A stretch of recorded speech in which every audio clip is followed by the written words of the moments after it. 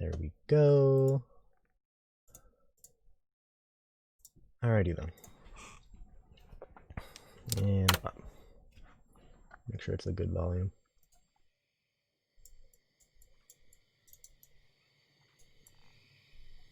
And then make sure it's obviously on for you too. Yeah, I can hear it. Okay, good. Alright. Hang on, let me turn my phone off. Yep. Make sure I can hear what you say.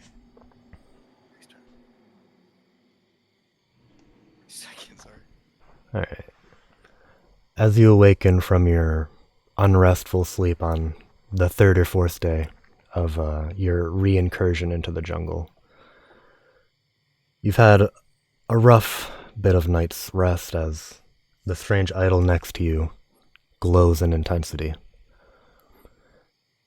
In last night's dream, you imagined a strange creature, large, glowing eyes, like the one you remembered from your last incursion into the jungle.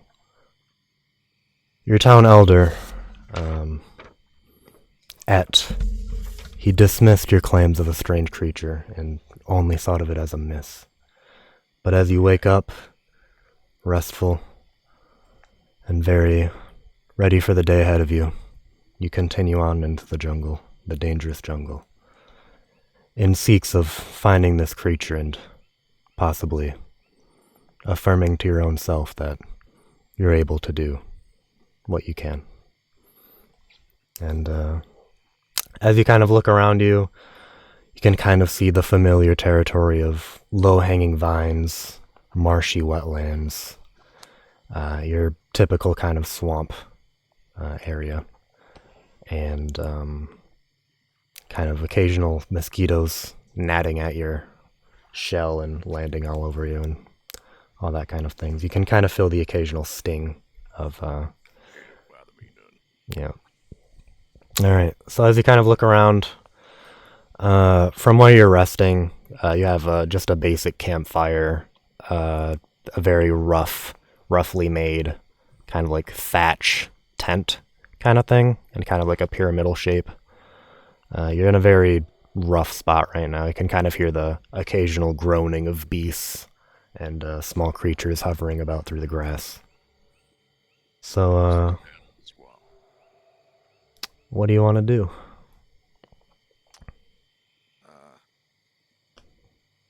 You said that I've just like woken up for the day? Yeah. You're about 3 days in to your most recent excursion. Well, I'll probably stand up and stretch a little bit. Yep. Crack my knuckles and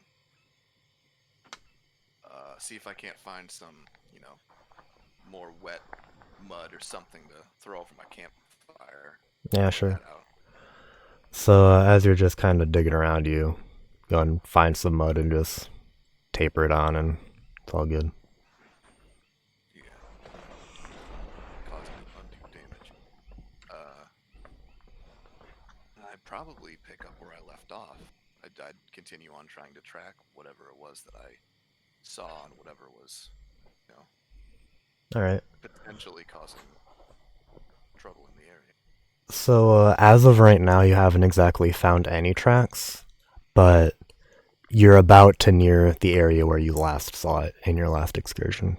So that's about what's going on right now. Yeah. Having to steel myself. Okay. So as you kind of walk into the location where you last saw it, you can hear some occasional rattling of the low-hanging brush behind you, and realizing from your long experience in the swamps that it's probably just maybe a running around rabbit or other non-threatening swamp creature, and it'll... Some similar little harmless critter. Yeah.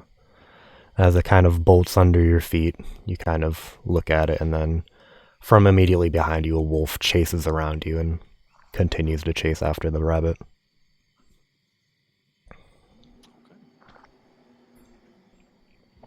Okay. All right. Holy shit. Scary, dude. As you kind of... So that growl you heard, it was about to your left. I want to say about...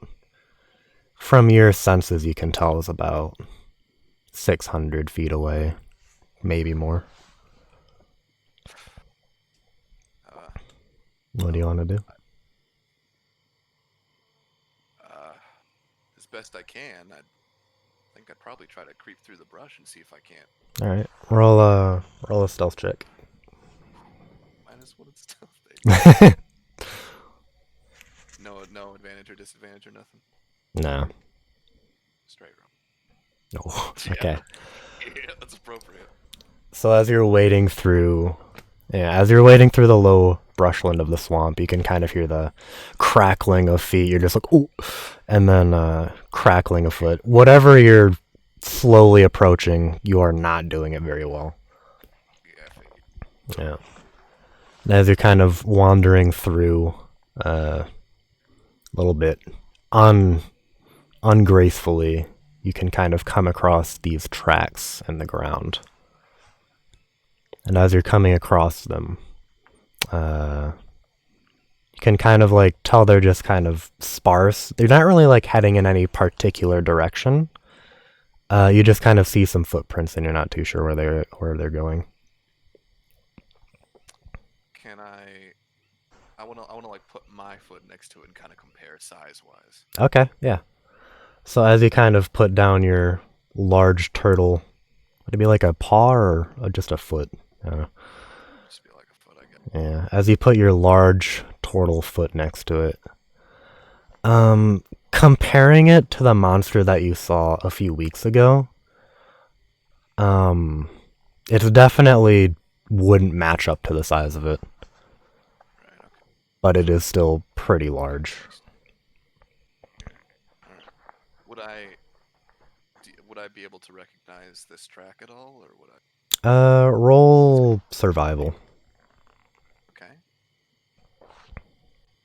Okay. As you're kind of examining the track a little bit, as a relatively well-versed hunter-gatherer of the region, strangely, it doesn't look horribly familiar to you. You can kind of see some. It seems to be four-toed, but at the same time, it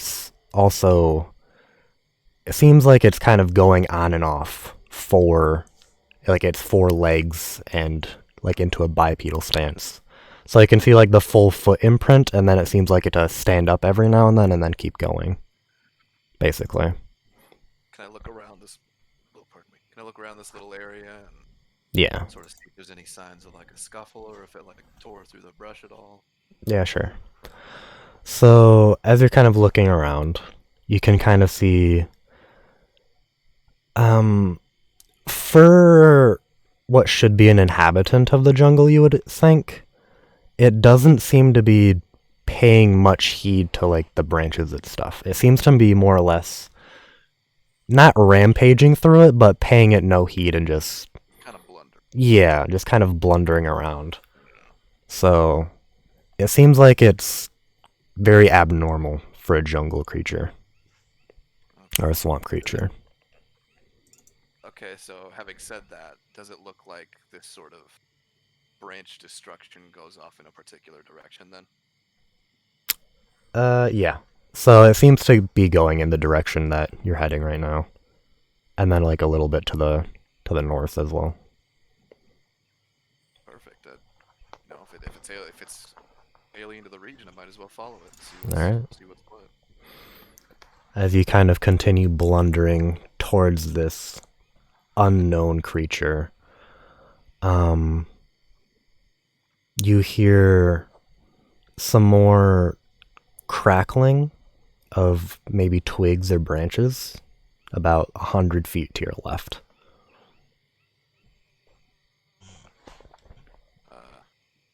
It doesn't seem violent like the tracks were intending it to be, but it seems not natural. Okay. I wanna get down and like sort of scrounge through the swamp at my feet and see if I can't get a little branch and just like huck it through the woods in that direction just to see if I can't scare off whatever it is. Okay. I guess I can just...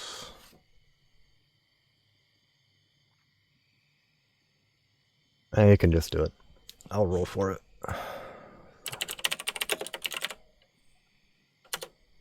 Okay. So as you kind of throw the branch in the general direction of where you think you hear the breaking of twigs and underbrush, whatever was going through it just stops.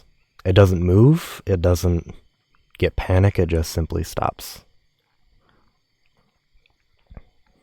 And as you can kind of hear the strange silence around you, there's nothing going about in the air right now, which is very abnormal. Mosquitoes, no birds. There's basically no movement. So the branch you did throw seemed to, like, at the very least, startle some things in the area. But there's something else at work that's, like, causing everything else to be dead quiet. Well, I think stealth at this point is kind of out of the question, so I'll probably just, like, go towards whatever. Like that. Yeah, I'll probably just move towards whatever it was. I'm a big, strong man. If it's something dangerous, I could probably big tough toy. As you kind of begin slumbering towards it again, you hear the scratches kind of come back again, and then twigs continue breaking. They're starting to move toward you at a very slow pace at first. Still about 80, 90 feet at this point. And then as you continue walking slowly toward it, not being very stealthy about it, it kind of... It just starts running at you very quickly. You're not entirely sure what it is at this point due to the low-hanging vines, the very poor visibility. What do you do? I'd probably pull my spear out and just have it at the ready in case it attacks me or something. Okay. As you're kind of peering through the vines, readying your spear, and the rapid... at this point you can tell it's not beastly. It sounds more humanoid as it just pitter-pattering through the swamplands. And as it gets closer and closer, its speed increases even more. And then as you're just staring at a thick wall of low-hanging vines in front of you, a large figure leaps out toward you, holding a great axe. And go ahead and roll for strength check. Strength check or saving throw? Saving throw, yeah. Nice. Yeah. That's the stuff. Alright, as you're kind of looking forward, and the large figure comes leaping out of the vines, you just barely manage to raise your spear in time, and as he comes crashing into you, there's a huge chunk just coming out of the branches overhead, and his great axe is kind of soaring through all the branches, with splinters flying everywhere. And as you hold him back, as the great axe collides with your spear, it collides into you and you just throw him off. And then as he's kind of looking around, gathering his bearings, you can see that he's not a jungle creature at all, but instead a young half-orc male. Green-skinned, rough around the edges, dark brown eyes, slick black hair, kind of like just heading backwards, kind of like gelled back a little bit. 2 earrings on his left ear. He seems... he's got like a rugged set of armor. Just like a rough-hewn leather armor. But definitely not something you'd expect to see here. He looks pretty well built, too. Okay. Yeah, alright, so... I'd push him off and be like, "Hold there. Where's the fire? You alright?" Sorry. I was tracking a monster here. I wasn't expecting a native citizen. Who are you? Well, they call me Kal'gra, but you can call me whatever you like, so as long as you don't do that again. I'm sorry, it's just a strange occurrence to see someone far out in this no man's land. Yeah, it's pretty lit out here. You said you were tracking a beast or something? That's right, I am. Well, there's a bit of a rift opening a little bit ago. I received word from out in the merchant's aisle and came running right away.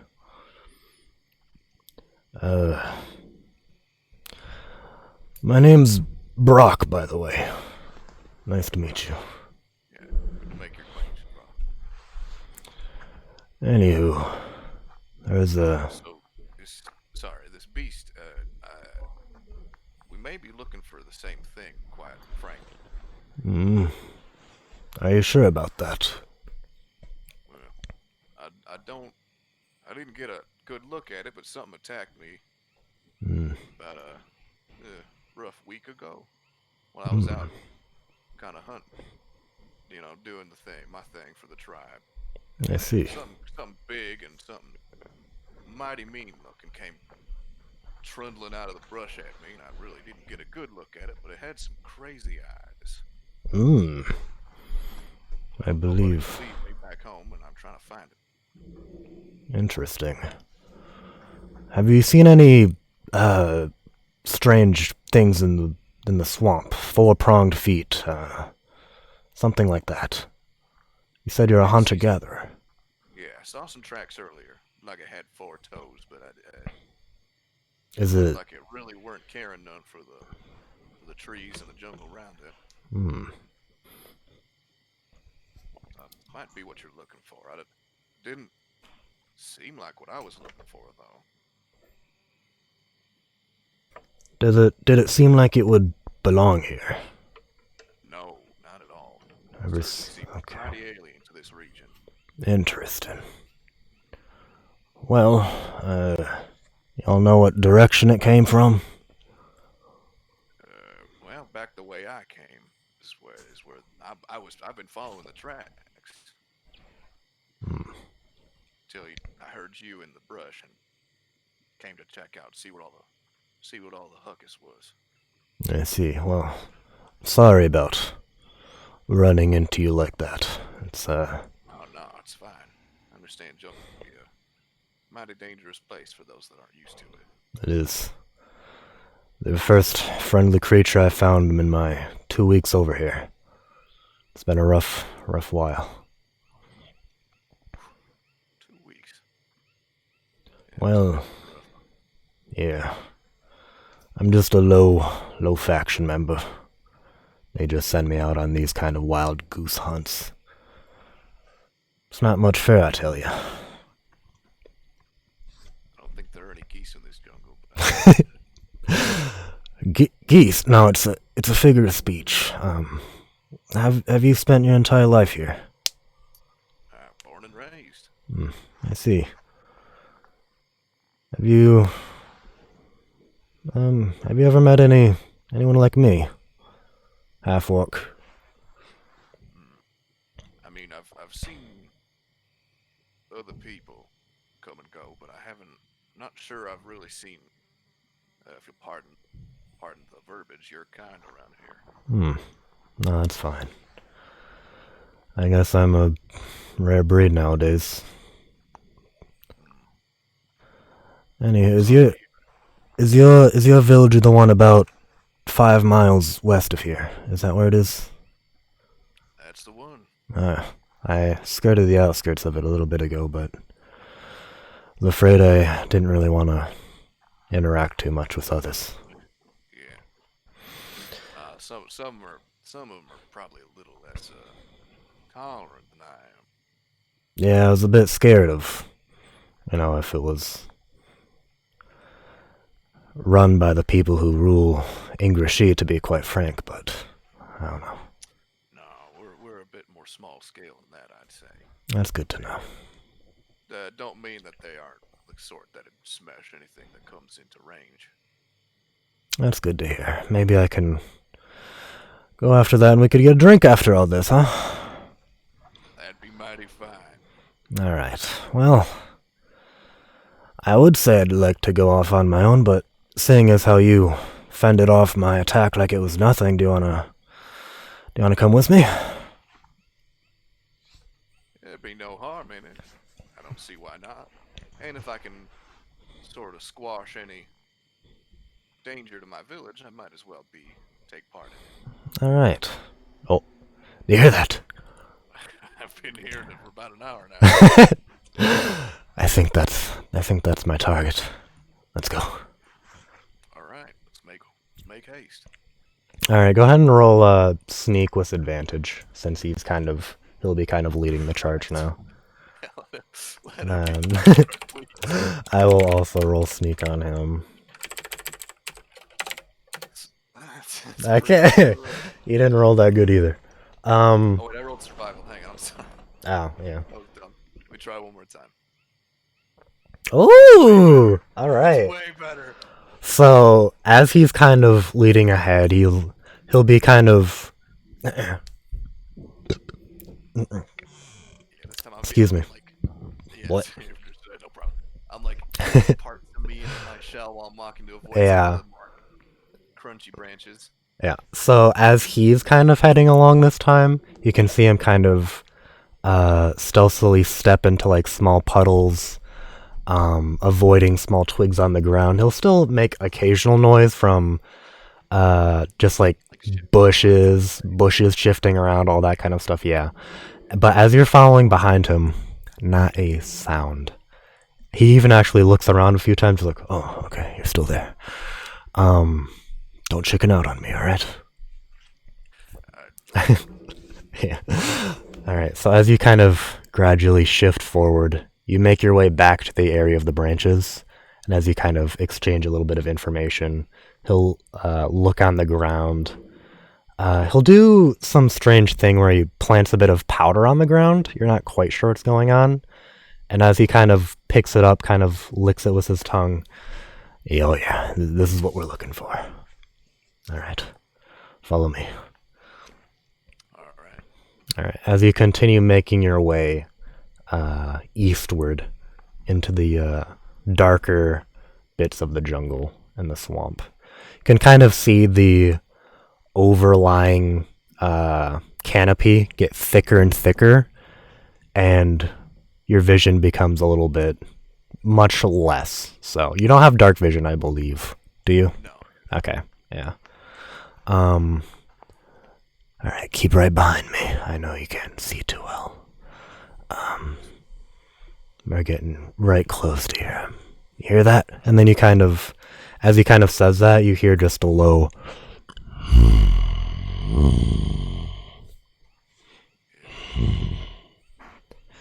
We're getting close. Snoring? What is that?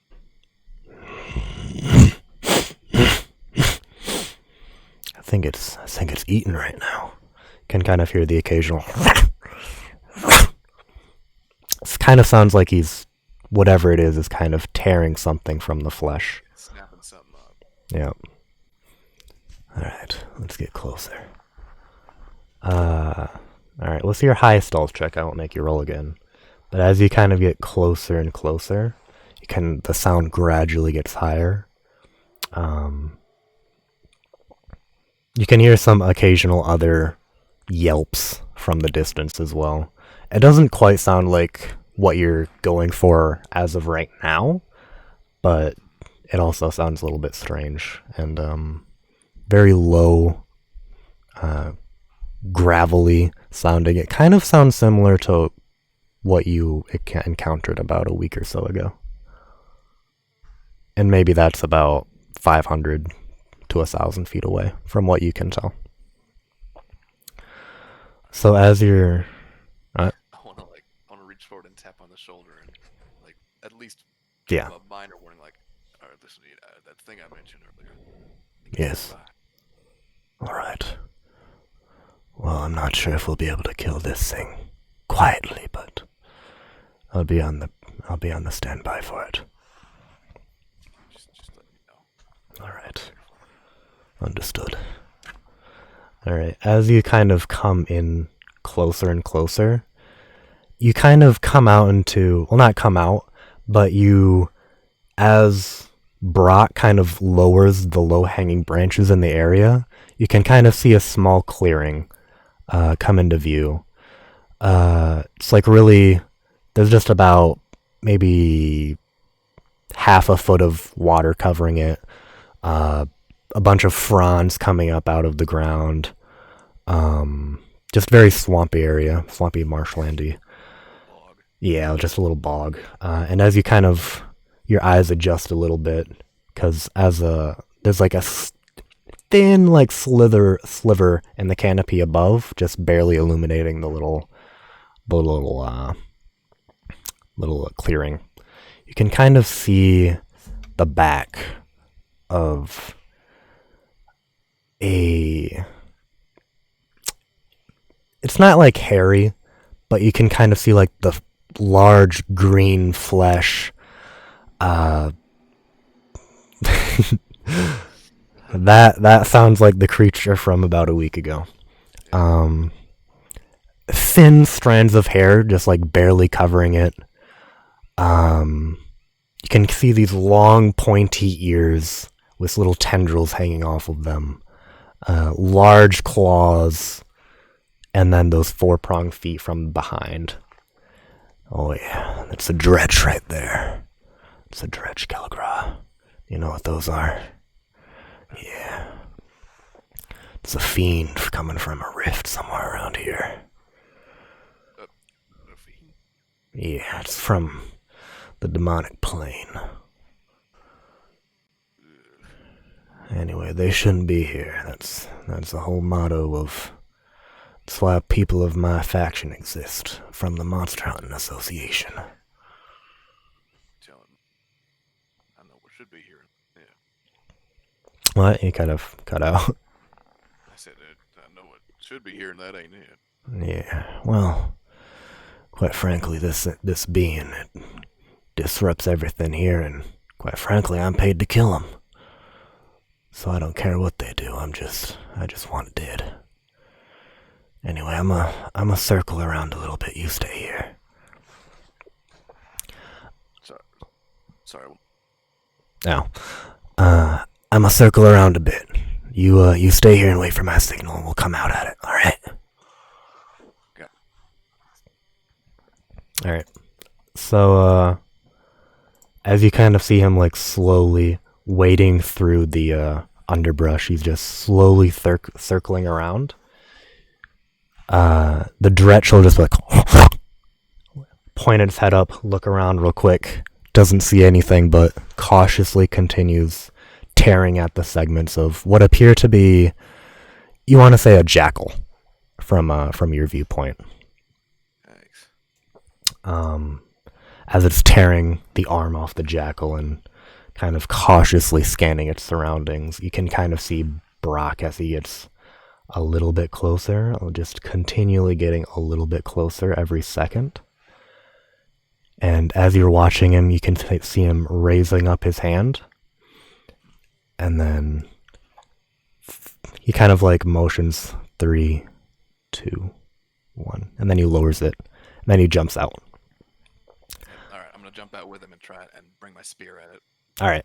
So you're about 30 feet away still. So you're going to have to like rush across. Go ahead and roll initiative, by the way. Oh. Where is his initiative? There it is. My initiative, shit. There it is. Fuck. Alright. Hey. Descending. I'll roll. I don't actually have a character sheet for him, honestly. Okay.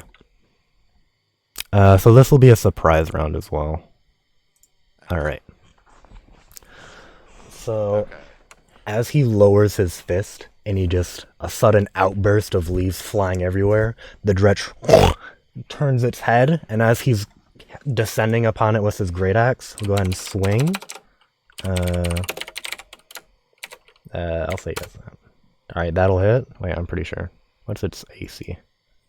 Yeah, okay. And great axe is 1d10, right? I think so. Oh. Alright.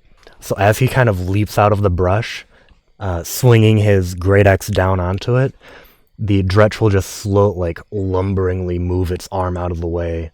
He'll cut off a good, clean, kind of like a meat cutter would. Like a nice clean section of its arm.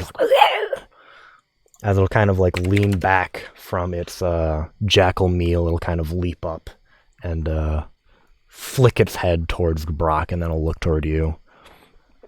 And then back to Brock. So what do you like to do? Well, I'd like to, run up to it and see if I can't come low and bring my spear up towards it and get it right in the rib cage. Okay. Go ahead and it's 30 feet, so you're fine. Wait, you have 30 feet of movement, I hope. Nope, 25 feet. Alright, you're 25 feet away. You can do the same thing. Alright, go ahead and roll for it. Because spear is long weapon, so I can still get it from that. Yeah, it's fine. Yeah. Yeah. Okay. Go ahead and roll for it. Spear attack. Alright, that will hit. So as you come barreling towards you, a big hunking hulk of just green fury, you you descend your spear into the Dretch, kind of right under his left rib, and you just mash and tear and rip it out. And as you can kind of see, a little bit of intestine fall out, and he'll kind of pull it back in as much as he can. And he's looking pretty hurt. So as he's kind of pulling it back in, he'll just look at Brock, and then he'll go ahead and make a multi-attack on him. Ooh. Big man. Oh wait, is this advantage? Hold on. Yeah, why is this advantage? Hold up. You said it's not query. Yeah. Well, I'll just use the first one. Alright, that will hit on Brock, and then go ahead and bite him as well. That will not hit. As he kind of leaps up at Brock and just clashes into him, he'll take 3 slashing damage, and you can kind of see chunks of his leather armor coming out with a little bit of spattered blood, and he'll kind of That's no good. look at Brock as he kind of engages him. And then Brock will... That will hit. Okay, that'll hit. As he's kind of... he kind of puts one hand to his leather jacket, and then with his other hand he's going to take his battle axe out. With one hand, just bring it down on the Dretch. You can kind of see in the Dretch's eyes, just look up, see the battle axe coming down, crunch into his skull. Just That's crazy. Hell yeah. And as it kind of falls to the ground, it'll be very, very dead. Yeah. The blood kind of seeps out, kind of spreads out. The kind of mixes with the jackal's blood from earlier, and he'll be very, very dead. All right. So as you look at Brock, he'll just kind of swing his battle axe to one side, just the blood comes flying off, spattering into the water, disintegrating. Well, that's one down. There should be another one, I think, somewhere around here. Should be. From the tracks I saw earlier, it looked maybe one went off in this direction and the other went somewhere else. Alright, well, that one weren't so hard, so we could probably handle it. Alright, I like your motivation. Go ahead and add 50 XP, by the way. Hell yeah. Anyway, we handled that real well. He didn't make too much of a noise. Yeah, I thought we carried that out pretty quickly and efficiently. That was very good. Anyway, let's take a look around, see if we can't find something else. All right. Can I like sort of listen real close and see if I can't still hear the sound from that other one, that other beastie from 1,000 feet away? Yeah, go and roll a perception. I mean, he's real loud. All right. Yeah. So yeah, as you kind of like intently listening, you can kind of hear. It's a little bit quieter, but it's very low sounding. A little bit further away. Maybe the commotion from earlier, whatever little there was, kind of made it move away a bit. But it's about at least 800 or more away now. 800 feet or more. Seems to be going away from you. I want to like sort of turn to Brock and making as little noise as I can just to be safe. I want to Yeah. like move to him and be like, "All right, so I wanted to ask a favor of you real quick. Yeah, what's that? Since I'm, aiding you and hunting these Gretchens or whatever you call them, Say no more. I'll gladly help you. that I appreciate it, really do. On one condition. All right. Well, I get a little bit of a reward for hunting these things, so can I take all the stuff they got? He's referring to the dretches. All right, thank you very much. Thank you kindly. Of course. He'll go and like rip off the ear of the dretch in front of you and kind of like run it over a little bit. He'll take a few teeth for himself as well. Be like, all right, this is about all he's got. All the useful things he's got. All right. I'm gonna look around the area a bit, see if I can't find any more tracks.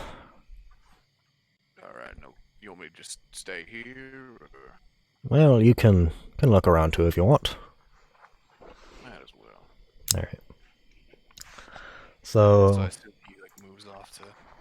yeah, he's gonna like search around the clearing a bit, see if there's any tracks. I wanna get a look at the jackal that it was gnashing on. Yeah, sure. It obviously looks partially eaten. But Yeah. So what are you looking for, like, specifically? Anything in particular? Well,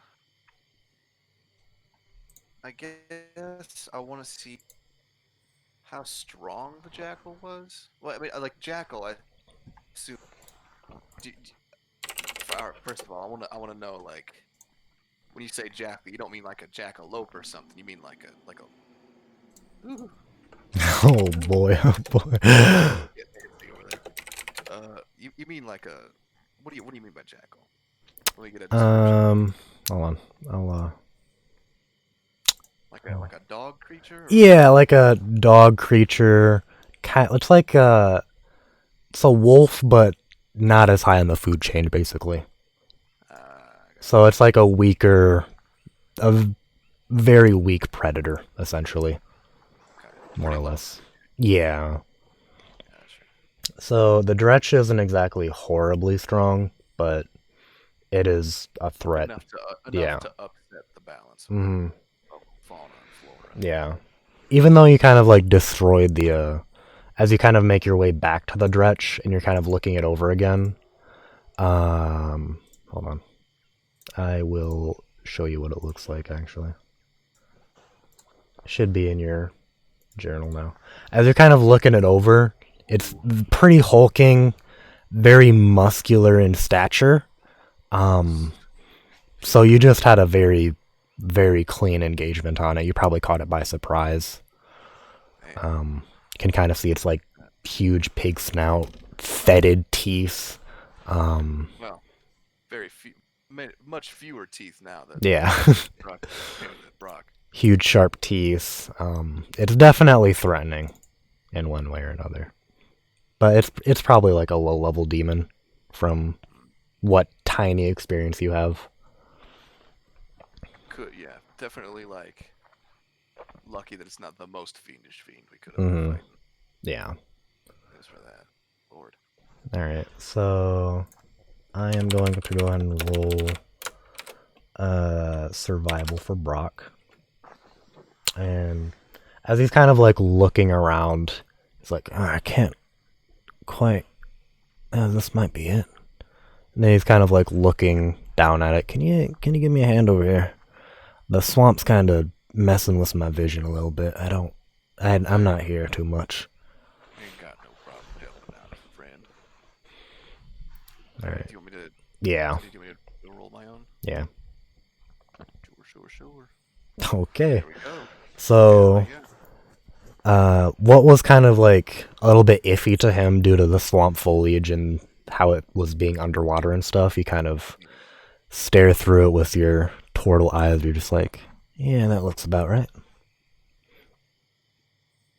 Yeah, that's right. You found it. All right. Well, it seems to be heading north a bit. What direction's your creature from?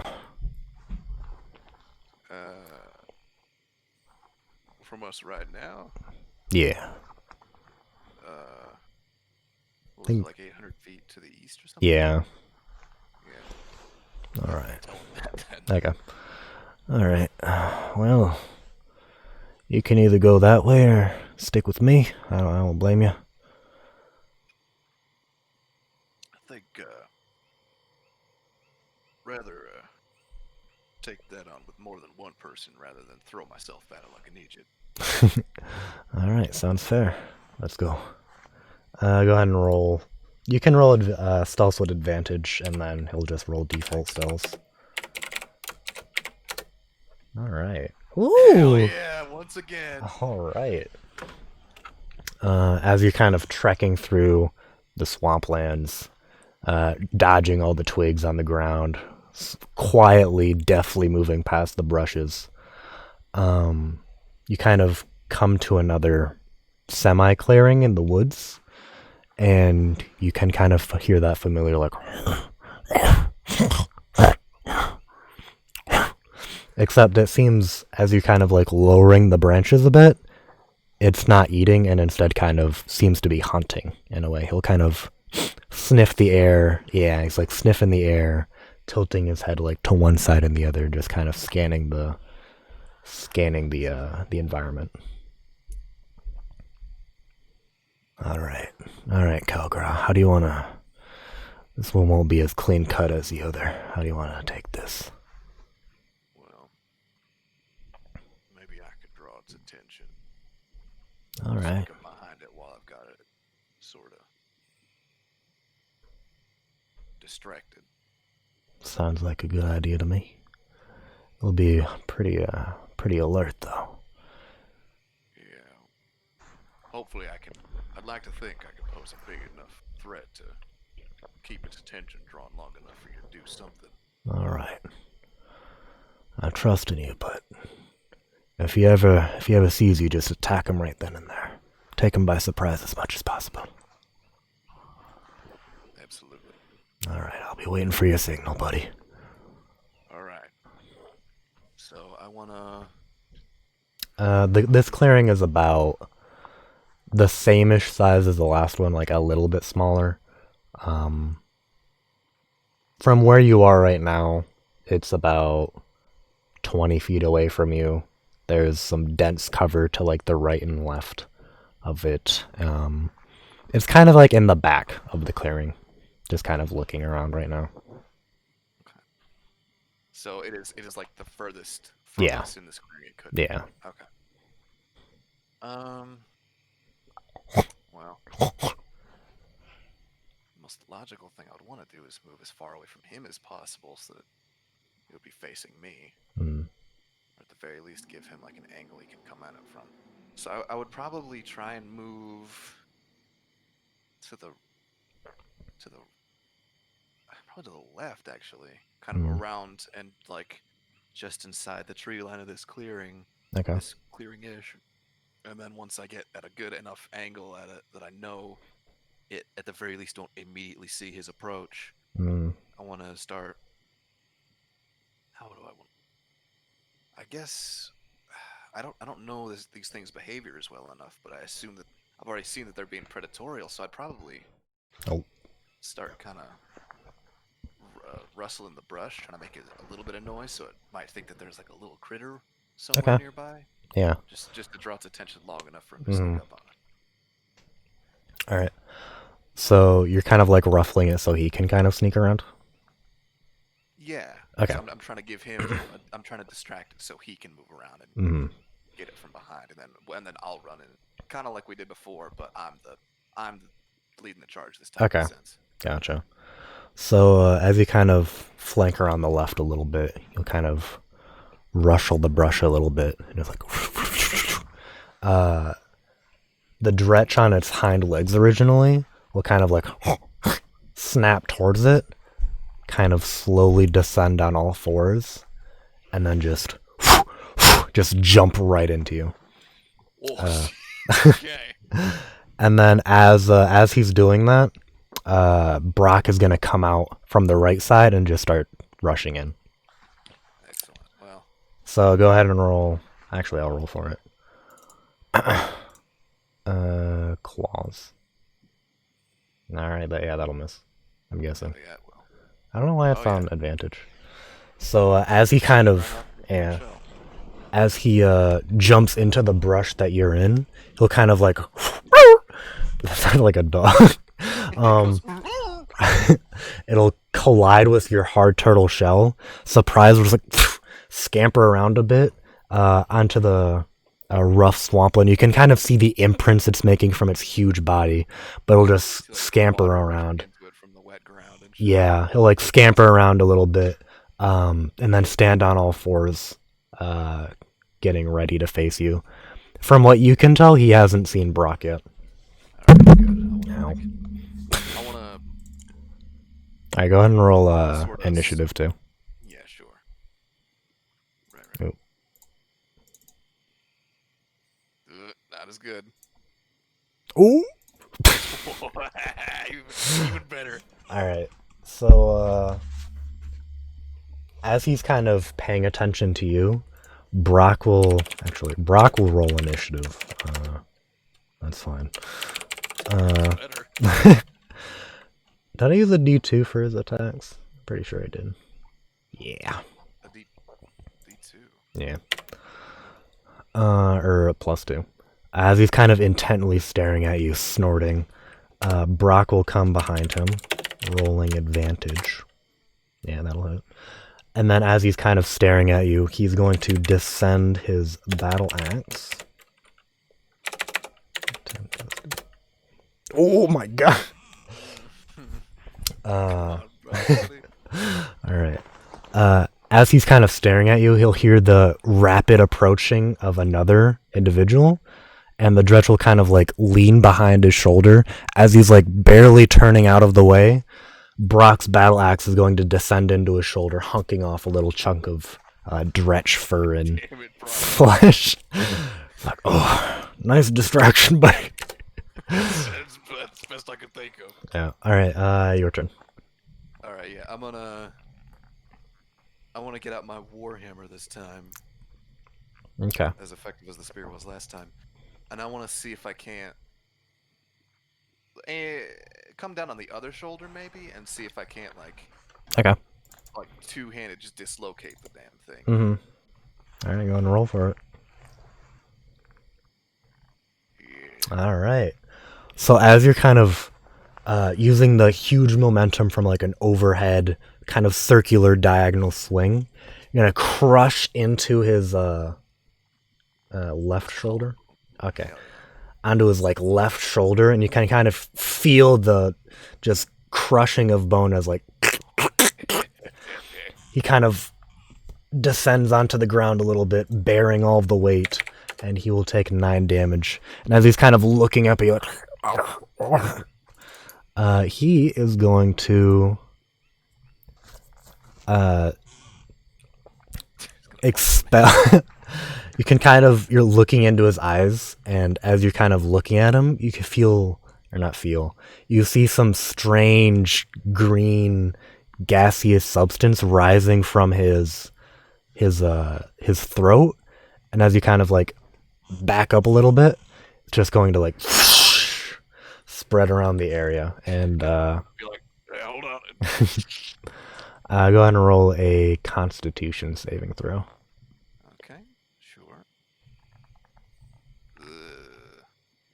Don't doubt that does it. I think that does. Oh no, actually, yeah, DC Yeah. 11. I just made it. Whew. Alright, and then I'll go ahead and roll for Brock. Come on, Brock. Do it, pal. Trash it. Yeah, he's good. There we go. Alright, as you both kind of like cover your mouths as like this strange gaseous substance just flows over you. My head in my shell enough to cover my mouth. Yeah, you just barely get back into your shell, and you can kind of smell this. Yeah, you smell this strange, rotten substance, and your eyes kind of tear up a little bit, but you feel like you've staved off its effects as you kind of like get this strange, belching, vomiting feeling in your throat. You're just like, you're fine. Heartburn. Yeah. And then the Dretch is going to try and run away.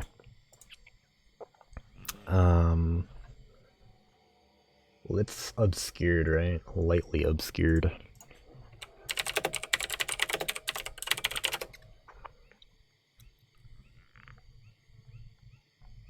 Okay. Yeah, as he's trying to run away, both you and Brock can try and take an attack of opportunity on him. Yeah, alright. Same thing. I'm gonna swing his behind with my warhammer. Alright. Alright, that will hit. And then Brock is going to... That will also hit. Oh my god! Whoa, Brock, finally. God damn! Alright. As you can kind of see his, like, just lightly obscured through all the strange gaseous substance, can kind of see his heavily bloodied form kind of trying to like limp away. Both you and Brock instantly take the opportunity together as you crush your warhammer into him from the left. Brock will swing at him with his great axe from the right, and as you kind of crush into him with your great hammer, his body will kind of propel into his great axe, and then Brock is gonna tear through him in a huge display of just rotten. Yeah, just rotten ferocity. The Dretch's just crimson blood will just fly everywhere as he's kind of not quite split in twine, but he is not looking good, and he'll just fall to the ground limp. We at least could fold him in half if we saw. Yeah. And as you and Brock are just kind of sitting there, the fetid gas is kind of like slowly clearing a little bit, yeah. Alright. And then Brock is going to go over to the Dretch and kind of cut off one of its ears and then take a few teeth. He'll actually take some of the gas while it's still in there and kind of collect it in a bottle too. Just wafting it. Yeah. Alright. Seems like we're quite the team. Oh, but that thing. Oh my god. It was, yeah, that's a Dretch for you. Deal with these foul creatures often. Damn. Well, these are low-level demons, so those low-ranking faction members got to go after them. I'm sorry to hear that. Yeah, it's not pretty. You would not want to be around if you ingested that shit either. Oh my god. Makes you want to vomit. I know. Almost damn thing. It's disgusting. Well, you handle yourself well for not dealing with these things or demons at all, really. I know my way around combat well enough. That's good to hear. Well, I think that should be the last of them if you want to start trying to head out for your beast. Yeah. All right. Dread the thought, but it'd be best if we did. All right. Well, go ahead and add 50 XP, by the way. All right. What I haven't quite asked you yet, but what are we looking for? Well, quite frankly, when I saw it, I didn't get a clean look at the damn thing, but I know that it's big. It's got some mighty otherworldly eyes. Hmm. I know that it's a sight more dangerous than these little critters we've been chasing after. Alright. Well, I'm sure we can handle it. Yeah, Lord willing. Alrighty then. Well, let's go on and start heading to the east, I guess. Let's. Alrighty. You go and lead this time if you don't mind. I quite frankly don't know where I'm going. Yeah, no problems there. Alright. Oh, yeah. Good. You can go ahead and roll a survival check, actually. Oh. As you kind of start heading east again, go ahead and... Actually, yeah, it's fine. All of the perpetual groans and cries of the creature, whatever they were, seem to have stopped more or less, and you're just kind of bumbling in the vague direction of where you last heard it. And as you're kind of bumbling about with Brock following you, occasionally every now and then you'll hear it again, but it seems to be in the complete opposite direction of where you were heading. So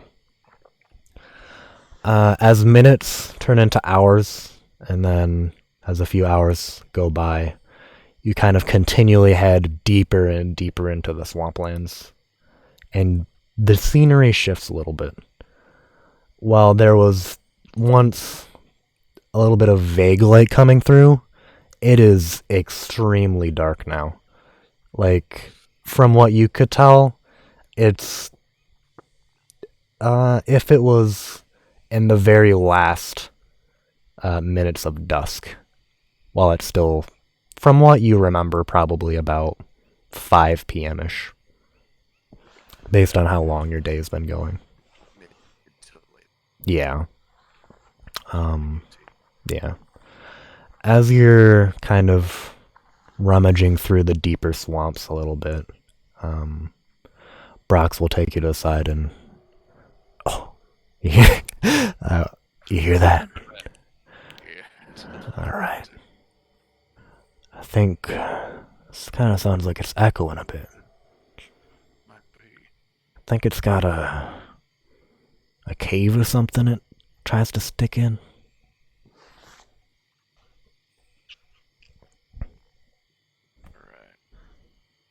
Anyway, sounds large and threatening. Right, it is. Still don't even know what kind of critter it is. Just know it's big and mean. Well, whatever it is, it seems to be almost trying to avoid us. You reckon we can take a quick rest here, real quick? Well, we're not making any great progress right now. Alright. But getting this dark, it won't be able to continue much further anyways for now. Alright. And as you kind of say that, the canopy was like it's hardly any light getting through. Your vision starts to slowly fade to more and more black, basically. So while Brock can see, as he has dark vision, you're more or less becoming blind as the day progresses further and further. Yeah, so we might as well stop here. Alright, sounds good to me. I'll go ahead and get a campfire going. How about you pitch tent? No problem. Alright. We're kind of making a little branch and leaf lean-to, I guess. Glad to hear it.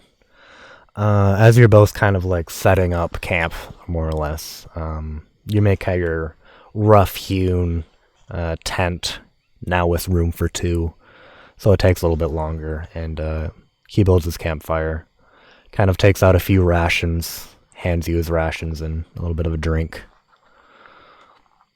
Mighty kind of you. No problem. As you're kind of sitting in the dark, damp swamplands, you'll kind of start randomly discussing a few things. And then as you're discussing a few things, his past, his life. Hey, I don't much show many people this, but oh, hold on, I gotta reset. It's already been an hour. Damn. All right. Yeah. Flies when you're marking through the swamp, killing fiends. That's how the saying goes. Yeah. All right. Don't much show many people this, but how'd you like to hear a little bit of a tune? Yeah, that sounds great. Well, it goes a little bit something like this, and then he'll go ahead and dig into his pet backpack a little bit. Go and take out his slide guitar, and start playing a little bit of a ditty. That Delta blues roll. Yeah, even though you know he's not from the Swamplands, it gives you just this strange nostalgic feeling of it just resonates with you a lot. And as he's kind of playing it, he looks up at you, like a thin smile like goes across his face, clearly happy that it's resonating with you with like to a degree like that. And as he kind of comes to a conclusion, I'll just kind of look up at you. You know, I learned that song from my pa. Lucky man, that was soulful. It reminds me of him the most. And we'll kind of rub it a little bit. Never much knew too much about him, really. He was the orc. My mother was a human. He left when I was a kid. Don't really know too much about him. Although this is my mom tells me this is the song that he taught her, and she taught me in turn. That ain't the sweetest. It really is. I really hope to meet my old man one day. Me too. You don't know, meet my old man or your old man? Both, I think. Never had much of a relationship with him, did you? Well, he was sort of a lead warrior in my tribe. He was a I see. big hulking frame of a turtle. He was mighty shelled man.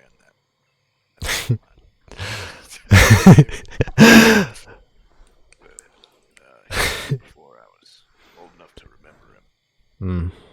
Well, that's unfortunate. That's a good saying, though. Mighty shelled. Kind of like chuckle a little bit.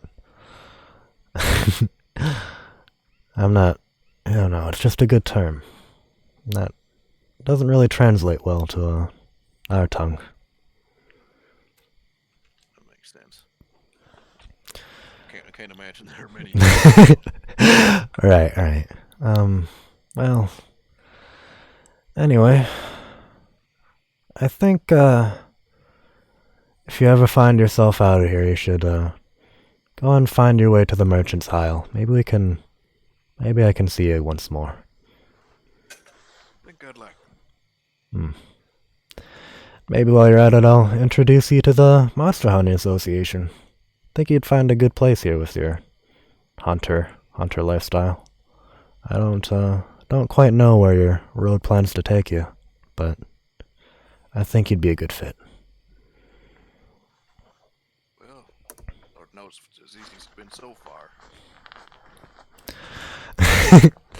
Well, I'm only... Hold on. I have to...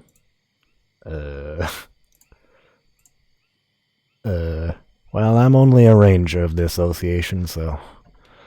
Personally, I don't quite know what my future has in store for me either. Well, plenty of money and fame. That's what I'm hoping for. Maybe I can find my old man one day. You ain't making nothing to name yourself. Might find you. That's a good point. And they'll kind of like look up into the darkness a little bit. You can kind of see a little bit of emotion welling up in his eyes, and he'll kind of shake it free. You know, you're a good guy, Kal'gra. How about we get some rest and try and find this beast of yours tomorrow? Sounds like a plan to me. All right. Well, he'll kind of snuff out the flames a bit. Lower the leaf, yeah, the embers, and lower the leaf curtain of the tent. Well, see you tomorrow morning, Kal'gra. Yeah, when morning breaks. All right. Well, both of you are at full HP, so you don't really recover anything, but Yeah, it's been clean so far. yeah.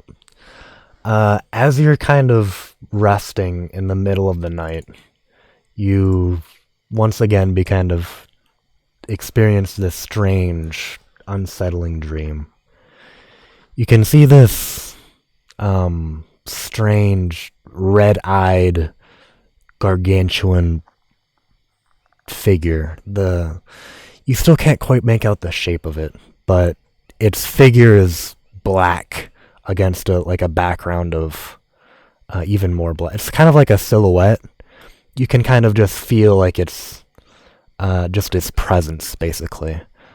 You can just feel this huge, hulking 10, 15-foot figure in front of you, red, glowing eyes, this strange presence just filling you with dread. And as you kind of wake up in the middle of the night, a cold sweat kind of sweeps over you, and you just get this strange sense, like, need to look around the camp, make sure nothing's there. So as you kind of crawl out of the tent a little bit, yeah. Alright, as you kind of... yeah. Called him about the 10 and sort of look around. And right.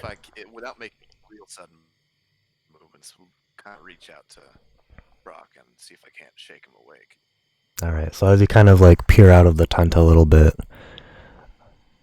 you hear this strange low rumbling, and as you kind of shake Brock awake, you see a flash of red eyes about 30 feet away. And as Brock kind of like comes to like, oh, what is it? The red eyes just vanish. Then you hear this large lumbering footprints walking away. What is it? What is it? Oh boy. Watching us. Both you and Brock kind of get up a little bit. Head out a little bit. Brock takes a torch out of his patch and gives it to you. What way was it facing? Where was it? It was on the other side of our camp. It was looking straight at us. It scared the hell out of me. Well, it's The other direction. oof.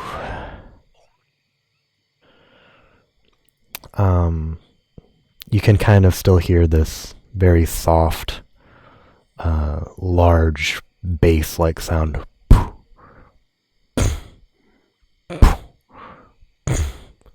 Just slowly walking away. What in the hell is that? Alright, so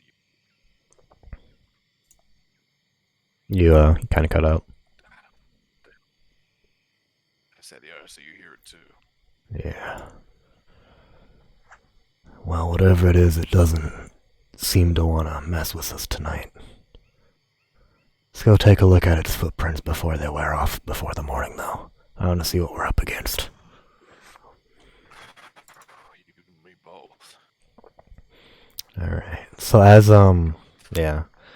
you kind of, from where it was staring, it was between two huge, rotting tree trunks with like vines interspersed all around it, poison ivy covering the ground. As Brock kind of goes forward with his torch a little bit, you can kind of see this huge, probably, if you were to put your foot next to it, it would probably be about 3 times the size of your foot. This huge imprint, huge, they're toe shaped, so they're not clawed, but they're huge, massive 6 toes, just massive foot. As you kind of step in next to it, the imprint goes about 2 inches deeper as well. So it is just a massive hulking creature, whatever it is. Scale-wise, like close to an elephant's foot. Probably, yeah. And it has 6 toes. So yeah, as you kind of see its footprints heading off into the distance, Brock will kind of whisper over to you. Well, whatever it is, hopefully we can track it back in the morning. I'm sure we don't want to fight it in the midst of the night. No, can't see much past the torch. You're more familiar with things that are sort of not of this realm, right? Yeah. Suppose you could say that. You ever heard of? Yeah, right. You ever hear of something with 6 toes? I'm, quite frankly, from what they taught us in the Monster Hunter Association, I have no idea what this thing is. Alright, I figured I'd just check in. Yeah. Well, for whatever light we may have, I'd rather have you be able to see than just in the middle of the night. Well, hopefully we can go back to bed. Hopefully we aren't haunted by anything. Then he looked, this thing's a lot less intelligent than we are. Maybe, but it seemed to have been taunting us almost. Yeah. Seems more like an open invitation to me, and I'm not sure how comfortable I am with that. It really does. Well, whatever it is, we'll track him down in the morning. He'll kind of lower the torch into like a nearby little ponded bog a little bit. Extinguish it, yeah. Well, rest up, I guess. We got one hell of a creature to track tomorrow. Here's hoping it ain't tracking us. Words to that, brother. And then, kind of close the leaf curtain of the tent a bit, and you'll kind of both go back into a much more of a restless sleep, as you both kind of paranoid from the night. Yeah, you're occasionally waking up a few times, just this cold chill over your spine as you try and sleep. Deep inside paranoia. Yeah. And then as you're kind of like waking up again for maybe the 4th time since falling asleep, you can kind of see a very low dim to the outside. So from what you can tell, this is more than likely dawn from your very vague light within the deep jungle. As you both kind of rise out of bed, Brock will get the fire going again. I'm guessing you'll be taking down the tent. And he'll go ahead and start making breakfast.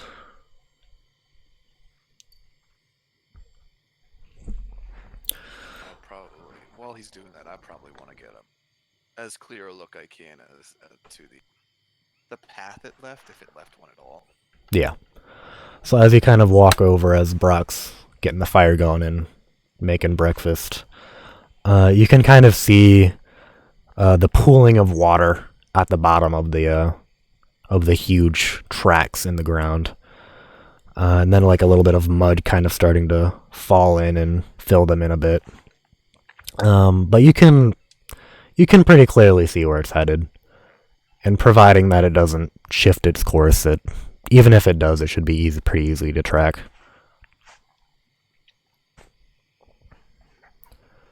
Okay, so I'll probably go back over to Brock and just sort of see if he's got breakfast ready yet. Yeah. So as you kind of go back to Brock, he'll hand you the rations for the morning. Nothing fancy, but you can tell it would be like better than if it was just your default ration. So definitely a welcome sight, to say the least. Yeah. So as you kind of finish up eating, he'll tell you a little bit about the faction, fill you in on like the basic knowledge of it, and then just tell you a little bit more about it, and that's really it. Which, yeah, it'll just be like the stuff that you read in the faction thing, basically. Yeah. Quick rundown. Yeah, just like a quick overall rundown. All right. Got any questions for me? I know it's a bit to take on. So about the whole like you taking off bits and bobs from the monsters you're hunting. Yeah. Is that are you like selling them? Or are you trading them for something? Well, the ears I take from the dretches, those are just the proof of the kill, really. And then all the teeth I'm collecting, we got blacksmiths back at certain places, and they can craft that into real good stuff for me. He'll go ahead and take out his battle axe. You never really got a good look at it up until now, but as you're kind of like looking at it a little bit closer, you can tell it's... I've been swinging it this whole time. Yeah, it's custom made. It seems to be made from like... so even though it looks kind of iron, you can tell it's kind of an ivory, like bone kind of battle axe. And then like the sharpened edge of it is just sharpened, like the bones that are sharpened, and they'll kind of like hand it over to you. Well, it's real lightweight and quite frankly a masterpiece. I spent all my money on my last few jobs on this thing. It's a wonder, that is. And you're kind of like lifting it up a little bit. Oh yeah, it's like you've wielded battle axes before, but you just took a liking to the hammer more so. But it's probably about half the weight of a normal battle axe. And as you're kind of like feeling the edge of the blade, the sharpened side, it feels just as sharp, if not probably sharper than all of the battle axes you've ever like wielded in your life. Yeah, that's her, all right. My pride and joy. I've already seen it at work, so. Oh yeah. So it was worth every gold. Real clean. Love her. It'll kind of like kiss the base of the blade or whatever. It's like, I hope you washed it first.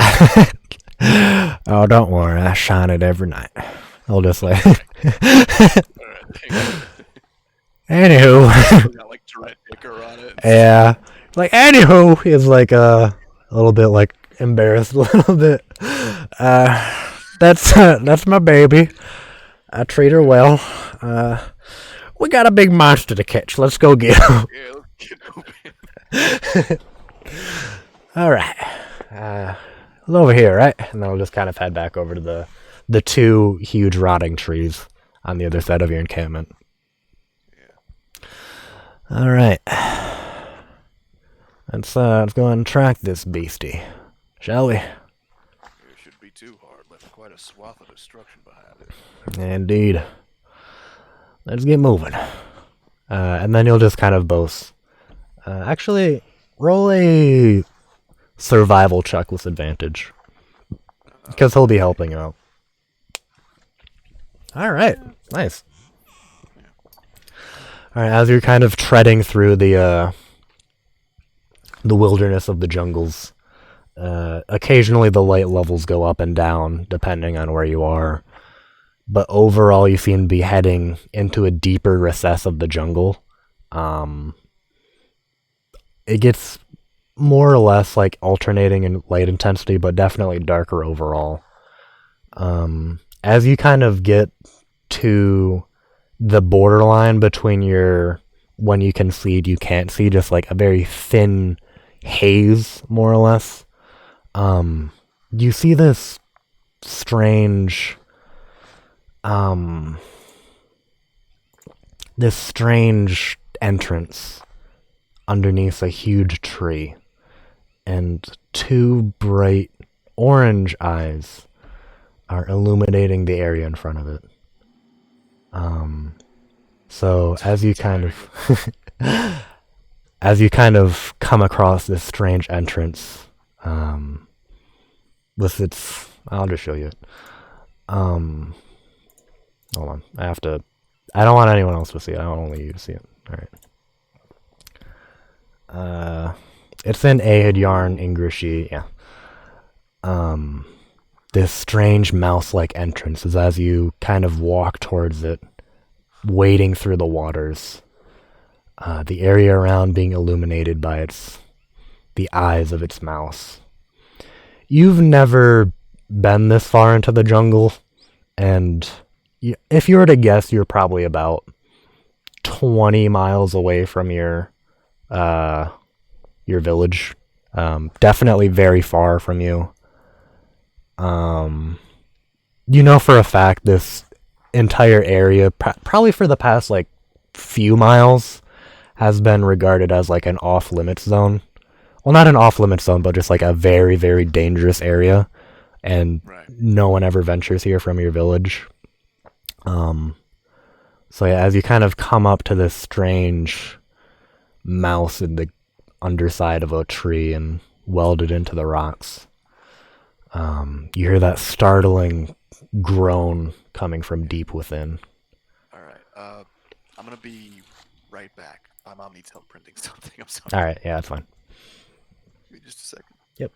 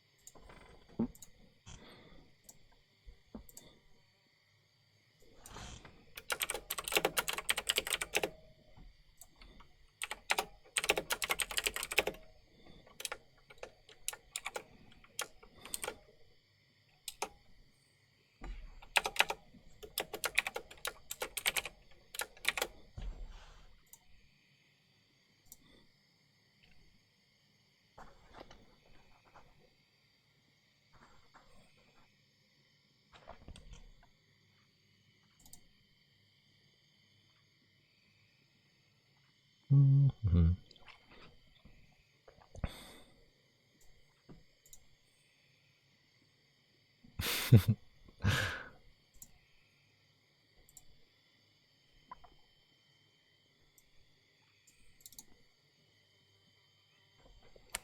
All right. So, for future reference to future listeners of this, I don't know why I'm saying this. I just kind of want to talk. But basically, this campaign that's going to be happening. This is my first of 4 one-on-one sessions with all of my players. Basically, it's going to be an entirely impromptu game. So we shouldn't be having as many delays as other ones. I'm literally talking to no one right now. I don't know I'm doing this. But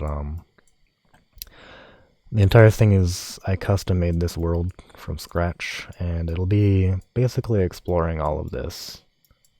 Each player is coming from different regions. Each character has their own secrets to have. And then I'll be combining in one way or another.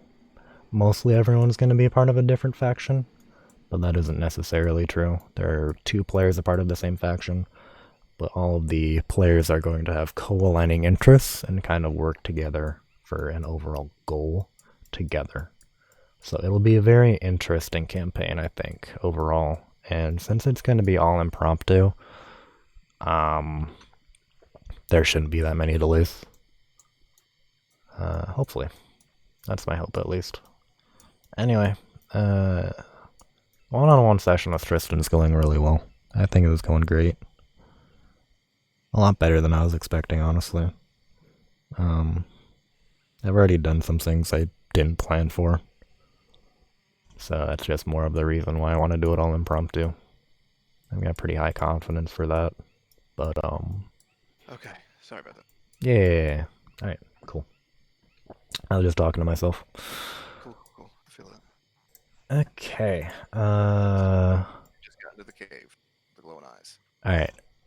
So as you kind of see this strange cave with glowing eyes, you're kind of outside of it right now. And as you're kind of walking toward it, you hear that large, strange noise as you're kind of approaching it. What do you want to do? Well, probably motion to Brock and have him get to the other side of the cave, just to think, in case this thing comes sprinting out at us. Mm-hmm. So I'd like to move up to either side of the cave, Mm-hmm. just keeping out of immediate, line of sight in case it's looking straight out. Yeah. Oh, out of context, though. Do you want me to make journals for all you guys again? Yeah. Okay. That would be. I mean, ultimately, we could just each have a notepad, but I feel like it would be easier to just have it in window. Yeah. I'll make you one right now. Add handout. Edit. Tristan. There you go. Oh, wait. Can be edited by Tristan. There you go. Kal'gra. Journal. You can name it whatever. I'm just gonna put it as yours for now, in case you want to write anything down as this session goes on, but yeah. As Brock kind of takes the other side of the mouse and you take the other, you can see these huge artificial stone teeth in front, and you're just kind of taking cover behind those as you kind of peer into the what appears to be long, dark, cavernous throat of a cave. And from what you can tell from all the echoing, it seems like you don't really know where it is, but it's in there for sure. Okay. I'd probably sort of motion with my head to Brock and see if we can't start sort of moving our way and trying to keep as out of the light as we can. Mm-hmm. And moving, just kind of no sudden movements, just sort of slowly inching into the cave. All right. So as you're kind of slowly venturing into the cave, your vision starts to slowly fade away. And as you don't have dark vision, you will go blind. Yeah. I have a pack with torches in it. I'd probably strike it. I'll strike one. Okay. So as you kind of strike the torch, the inside of the cave just it seems more or less like a normal cave on the inside, but there's obvious tampering, so there's artificialities to it. So it's like perfectly round in some areas. It seems like the stalactites or mites. The stalactites, the lower hanging ones, those were all probably removed to just kind of make it easier for the beast to go in and out. But as you kind of wave your torch in front of you, you're not quite sure how long this goes on. Okay.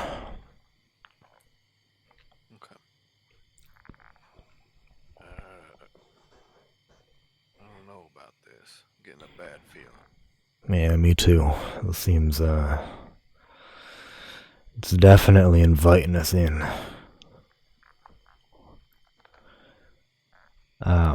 As you kind of look behind you, you can see the mouth of the cave slowly beginning to close. Oh shit. Do you want to do anything? I wanna grab Brock and push him as hard as I can towards the mouth of the cave and start running. Okay. Um, roll. Are you trying to get out of the cave?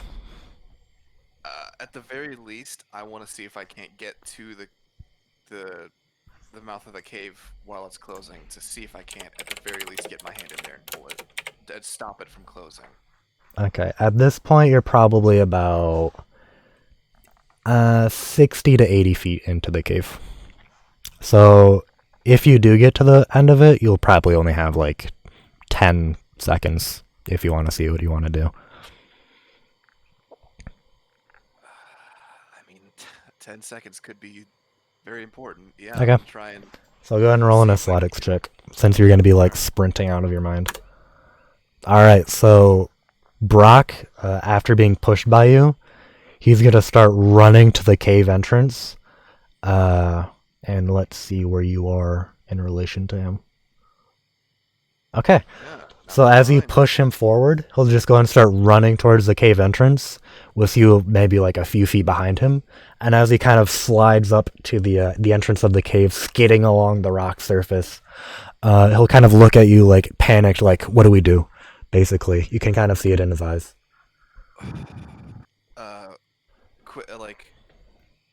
Quick glance. Is the closing of the like cave mouth stone? Yes. Okay. At the very least, I want to see if I can't get my hands in there and see if I can't at least slow it enough to give us enough time to squeeze through. Okay. Roll a. That'd be strength or athletics. Roll a strength check. Just flat strength. Yeah. Okay. Yeah. So as you're kind of going under the cave mouth, grabbing two of the pointy teeth up top, and then with your feet you'll kind of like shove it into the gap of between two other teeth. You'll just kind of force up and down, and you'll just hear the like grinding slowly to a halt a little bit. It's like Alright, yeah. I'm gonna hold it there at least. Like hold it there, hoping that Brock can crawl through, and then Okay. if he's able to get clear, I'm gonna see if I can't shove myself out of the cave. Okay. So as you're kind of holding it there, you can tell that if you continue holding it and like let it go, it'll obviously keep going down. So as you're kind of holding it up, Brock will kind of crawl through at your command. He's on the other side, and do you want to get out too? Yeah, I mean, like I'd sooner that thing be sealed in the cave than we be in there sealed with it. Okay. So as you kind of like you're holding it in place, you kind of crawl out of the cave. Right before you get completely out though, you give the mouse one last quick look, there doesn't appear to be any mechanical intervention going on here. It seems to be powered by some other means. And then as you kind of get out completely, the mouse will completely close. And then you can kind of hear what was once the growling deep within the cave just vanish as the mouse is completely shut and you're outside of it. Holy shit. That was terrifying. What in the hell? I've never been this deep. I don't know what's going on with this damn cave. Jesus Holy Christ. crap. Is this place cursed? What's going on here? You got me. Could be anything. What didn't seem like it was a man-made thing. It certainly didn't seem to be, of a mechanical sort. I don't know. Completely honest. What in the hell? Would we have even been able to get out if we were stuck in there? I'm glad we didn't risk it.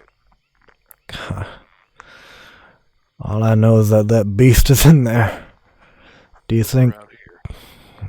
Will it stay shut, do you think?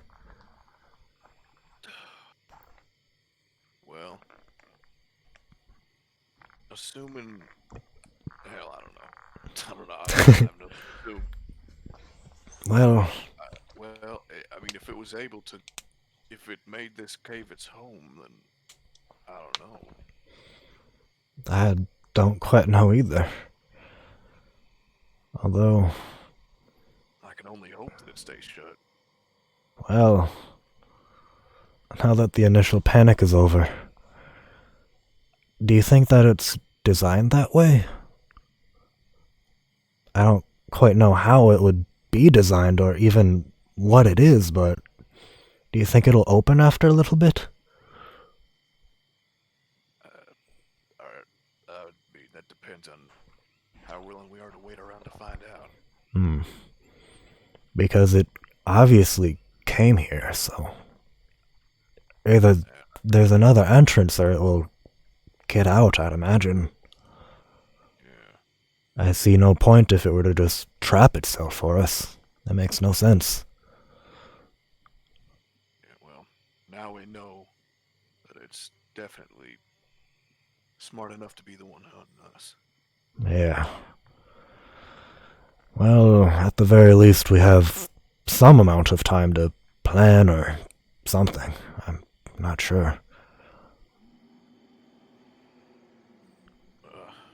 Well, while we still got some daylight, why don't we look around the area and see if we can't find another entrance? Yeah, that sounds like a good idea. Go ahead and roll a nature check. Okay. Yeah. Okay. Not great. I'm not terribly intelligent. Oh! Alright. Bro. So, as you're kind of like roaming around the area, how far do you want to go out actually from the base cave entrance? Well, definitely feeling along the wall outside the entrance and kind of probably digging around near the roots of the tree that's over it. Okay. Yeah. So, as you're kind of examining the stonework outside of the entrance, and kind of like looking around the cave entrance, you kind of look up at the eyes. They're not glowing anymore, which is strange to you. But you'll just kind of keep roaming around, inspecting the roots. You'll find a few rare mushrooms. Just like, that maybe you can like trade with someone back at your village, maybe. But you don't really find too much of interest. As you're kind of doing your own thing, you're kind of like leaning over, looking at your rare mushrooms that you found. You hear Brock maybe about 50 feet behind the tree. Hey, Found something over here. Alright, I go to see what Brock has found. Alright. So as you kind of go to where Brock is, he'll kind of like motion like over to you, and then just kind of like point at a like a strange bit of thicket and brush and vines. Place your ear up to that. Tell me what you hear. Tell me what you feel. As you kind of put your ear up to it, you can kind of feel like a very slight breeze blowing against your cheek, as well as like the very soft groaning and rumbling of the beast inside. I think we found our entrance. Found the back door. That we did. Let's go and dig our way through here. As you kind of move some brush to the side, you can see a very... it's not big by any means. Like, the beast, or whatever it is, would not be able to get through this way. So as you and Brock kind of both kind of shimmy through a little bit, you struggling significantly more than him, the entire size of this entrance of the cave, whatever it may be, is probably just barely a little bit bigger than you. And you're pretty big, so... Yeah, don't I know it? Like, it could... Does it look like man-made, or does it look like... Yes. Yes. It looks pretty man-made. So there's rough, kind of like rotting wood steps kind of leading down. It's definitely in disrepair. Oh, yeah. Yeah. But it looks like, due to your big hulking mass, maybe like, it could be like a 2x2 staircase. If, like a cramped 2x2 staircase, if there's like a rush, a need to get out or something, by whoever may have... Yeah, this is the emergency escape. Yeah, basically. As your Brock is like heading down in the lead, slowly going down the steps, you kind of cracking each individual step as you go down, shifting from your massive weight. A few nails kind of like... as you kind of descend into the cave, you come to the end of it, probably around the same elevation as like the cave was, and it's just like a little mini stone room. With enough searching around, you and Brock eventually find a lever, and it opens up into the cave. Just kind of like a sliding brick, or like brick thing. It comes out into the mouth of the cave, basically. I should. So like it opens outwards? It's like a sliding door, kind of. But it comes out in the mouth of the cave. In the mouth of the cave? Yeah. So, like, if you were to look to your left, the teeth would be about 10 feet away. Okay. So... Still sealed, I assume. Yeah. Yeah. Okay. And then with enough... Yeah. Does it look like on the other side of the door inside the cave proper, does it look like there's another mechanism to open this door, or? With enough searching around, you can kind of feel, now that you know what you're looking for, you can kind of see one of the, an intact stalactite kind of like, where, like a little bit in front of where the uvula would be, basically. And if you kind of like shift that a little bit, the door closes behind you. Okay. Well... That is very good information to have. Indeed. Looks like we ain't trapped in here after all. Feeling a little bit more confident. Oh. Uh-oh. Yeah. Hey. Let's head back outside for now. Alright. I want to check something out real quick. Yeah, sure thing. You'll kind of scramble back up the stairs, each creaking individually with it, all of your heavy steps. Okay. Yeah. It seems intact, though. You don't think you should worry about it breaking or whatever. What, the stairs? Yeah, the stairs. Okay.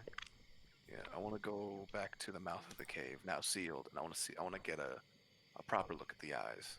Okay. Roll an investigation check. Okay, I am bad at this. Oh, what? Okay. What you looking at, partner? Well, you seen how the eyes went out once the cave closed up behind us. Wondering if there ain't a way to open it back up from the outside. As you kind of like, how tall are you? I have it written down. Yeah. On. I am just a hair short of 6 feet tall. Okay. So the cave is obviously very large. Probably like, um, 15 feet or something. As you're kind of like squinting up at the darkened eyes, you can't really glean much information from them other than the fact that they're almost kind of like you can kind of see a slight sheen on them from the dim light of the canopy. Seems kind of reflective to some degree, and that's about all you can tell. But they're not stone for sure. Okay. I want to pursue this further. I'm gonna. Hey, Brock, can you climb up on my shell and see if you can't get a cleaner look at those eyes? All right. Seems you're probably the easiest person I've ever had to climb up on top of. Yeah, I'll probably make it. Yeah, well, I wouldn't be proud of that, partner, but sure would. As you kind of like, you'll kind of squat down a bit, and you'll kind of like pick him up onto your shell.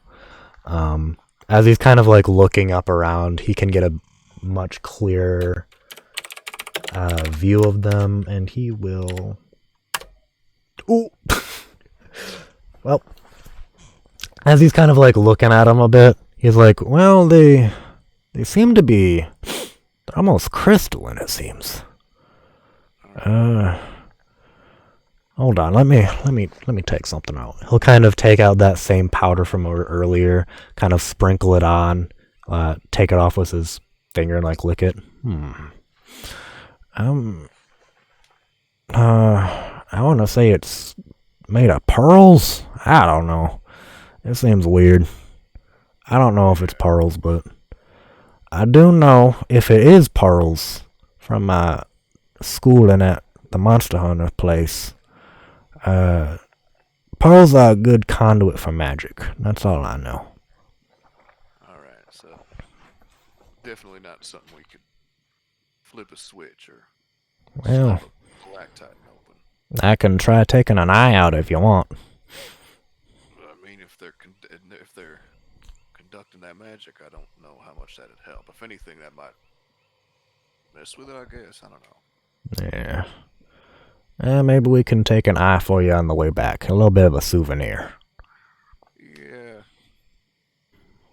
Well, let's take care of this first. Let's make sure we don't eliminate one of our other potential exits. Yeah.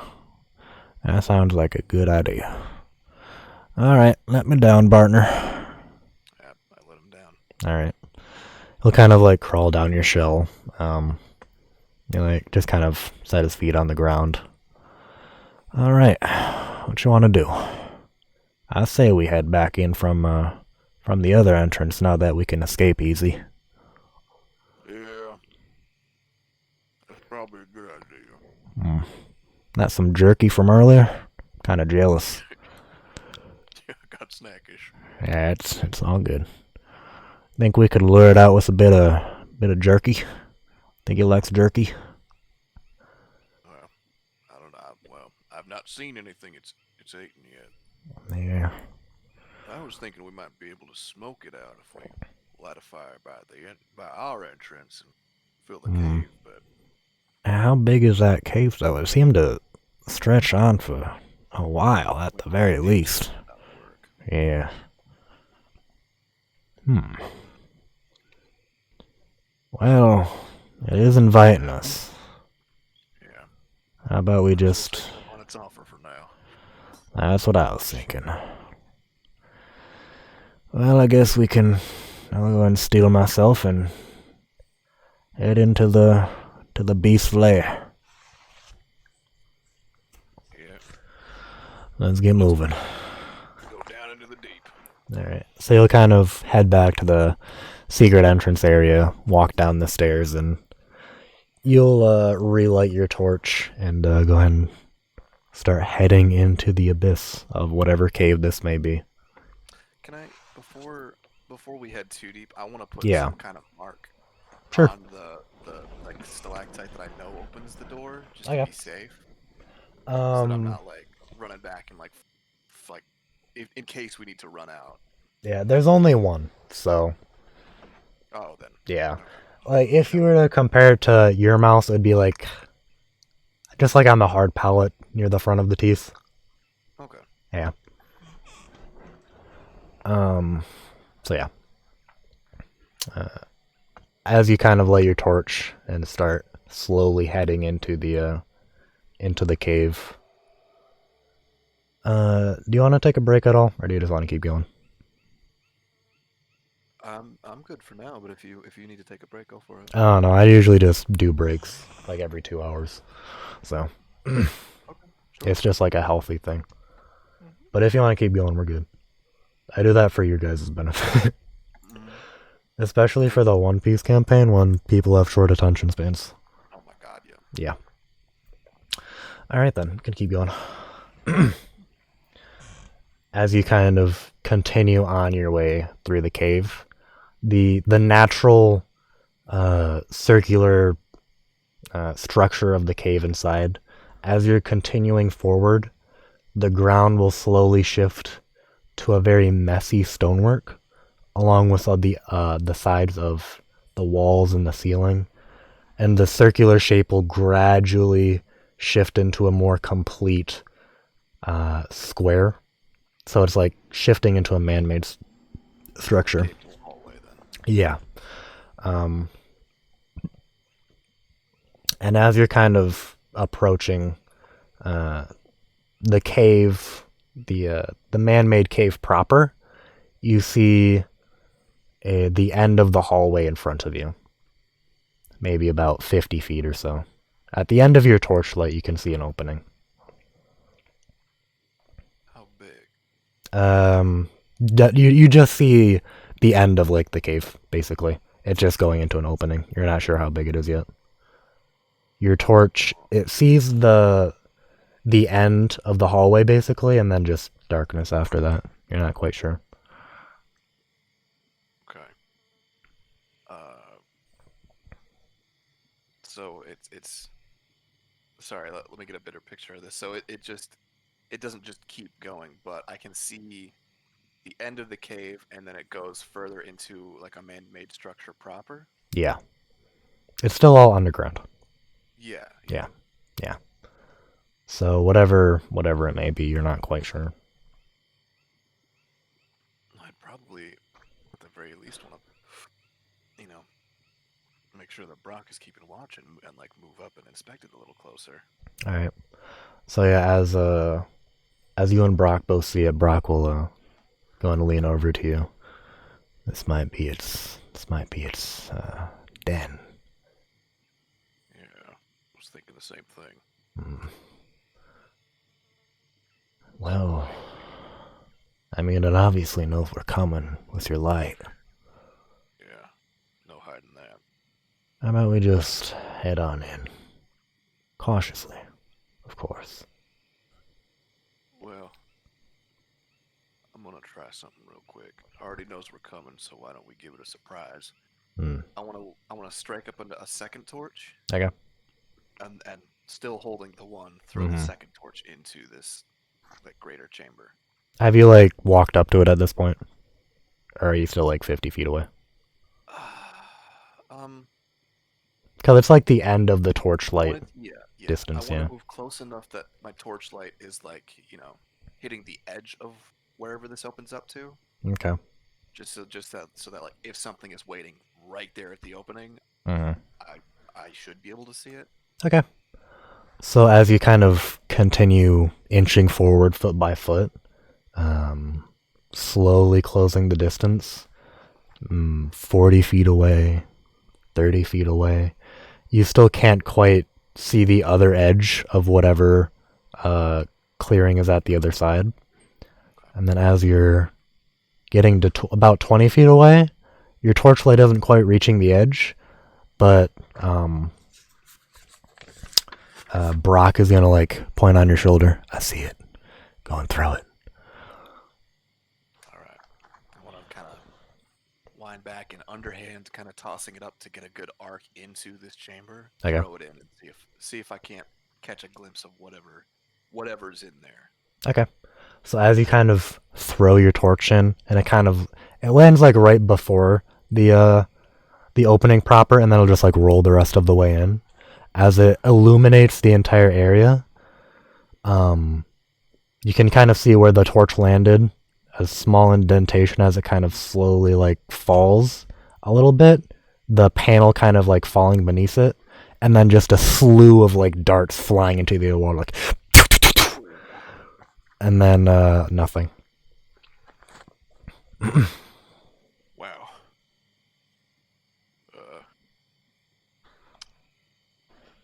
So, Still got some surprises. thank God you had that idea. We would have been pincushions after that. Yeah, would have at the very least been walking funny. Yeah, for sure. All right. Let's take a look, I guess. He sees like the edge of the wall, not the creature. Oh. Yeah. Okay. Yeah. That's my fault. All right. Yeah. Let's move up. See, I want to like. So there's still an indent in the ground where the torch first hit. Yeah, it's like basically like the trap panel and just slowly descended. Okay. Yeah. Well, now that we know where it is, I'm gonna skirt around it. Just Yep. to be safe. So you and Brock both like skirt around it. And now that you're kind of in the room proper, you kind of look around you, see maybe like a 40 by 40 foot room. And then you can kind of see 3 corridors heading off in each direction. So one at each side of the room, basically. Wait, hold on a minute, partner. There's something here. So. Oh, I want to have like picked up the other torch. Okay. when I went past. Yeah. I'll give it to Brock just in case he needs it for something. So as you're both in the room, Brock's gonna like, wait, I feel something. You feel that? As he says that, you can feel this strange, like, prickling sensation, kind of like goosebumps on you, and just like little pinpricks, like, and a little electricity going up your spine. So something's alerting you, and you're not quite sure what it is. You feel something off. Wait a minute. You danger to this situation. I think I've felt this before. Really?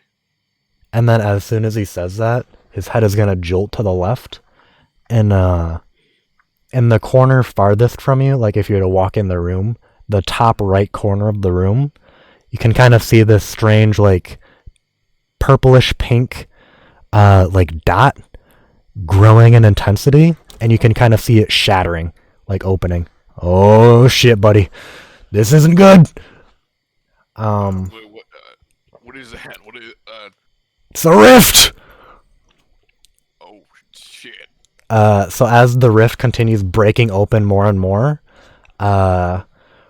you can kind of see those familiar four-pronged claws coming through, and one comes out, and then another comes out right after it, and then the rift will just close right back up. And as they're kind of like stretching their necks, the rift behind them, you can kind of see the plains of Asmodeus, fiery. They'll just close behind them slowly, and then just the rift will just close out of existence. And then as they're kind of tilting their necks back and forth, they'll just slowly pan their eyes to you. Shit! And then go ahead and roll initiative. Oh boy. Damn things. Alright, there's that one. Alright. Alright. Jesus Christ.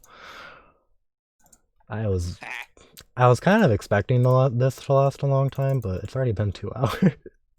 Whew. Yeah. I had a different track planned to play, but hey, that works. All right. And then roll initiative for the guy. I think it was +2. There we go. Descending order. All right. That was 13. Gotcha. All right. So as they both kind of lumber out, the one on the right seems a little bit more prepared than the other, but you kind of like seeing the portal rift very open, being more alert than Brock. You're just basically on your tippy toes, and you are the first to go. You are the most prepared. Right. So go ahead and go. Well, shit. I mean, I'd do the only thing that comes naturally, and I'd move in with my spear and see if I can't Okay. keep a bit of distance and jab at it. All right. I'm roll for it. You are within distance, so. Yeah, all right. Okay, you've hit every attack this game. I don't think you guys have missed. I think that the only bad thing we've had is a couple of my stealths. And, Yeah. yeah, some damn Prologue. As you kind of like slowly march towards the one on the right, are you going for the right one? Yeah. Sure. Yeah, I'll go to the one that looks more ready to attack. Okay. So as you go to the one that's more apt and like ready to attack, you'll go ahead and send your spear into his lung, and as you kind of like shove it in, you can kind of hear the like a little bit of deflation in his anatomy, and then just a little bit of air seeps out, and he'll just yelp up in pain. And then as he's kind of like looking at you, when you drag your spear out, he is going to make an attack on you. While you are doing that, what's that multi-attack? Do it with his claws. That'll miss. Nope. Nah, okay. Nope. Really? Okay. As he's kind of you're pulling your spear out, he's gonna try and slash at your spear, but you'll pick it up right as he's going for you, parry it out of the way, and then with his other claw, he's gonna try and lurch onto you right in front of you, and you'll go ahead and tilt your shell at him. As he kind of digs his claws into your shell, he kind of does it like with the point forward with his claws. So as he's doing that, the claws will just shatter. And he'll take a 2 damage, and he won't be able to use his right claw anymore. Alright, so Brock will go ahead and come up to the left of you, kind of like in a little sprinting motion, and he's just going to try and take advantage of the dretch that's claws just broke. That'll hit. Jesus. Alright. That is the wrong number. I was gonna say. Okay. So as he's kind of like reeling back from his claws, blood seeping out of his nail slots, Brock is gonna come around with his battle axe, deftly take it off of his holster on his back, and just circle it around onto the dretch's claw hand. And as he swings it down, the entire hand is gonna come off, and he'll kind of And then as his arm comes off, it'll just roll onto the ground a little bit, swirl around a few times, and then finally find its resting point. And he is very injured. The one on your guys' left, I guess. Hell yeah, took him by storm. Yeah. The other dretch is going to go ahead and circle around the backside of his other his partner, and then try and attack Brock. Oh crap, this guy, I copied them so their health is the same. Oh, well. Going to multi-attack with both of his claws. That'll hit. That'll hit both times. Ooh. Ooh. Uh-oh. All right.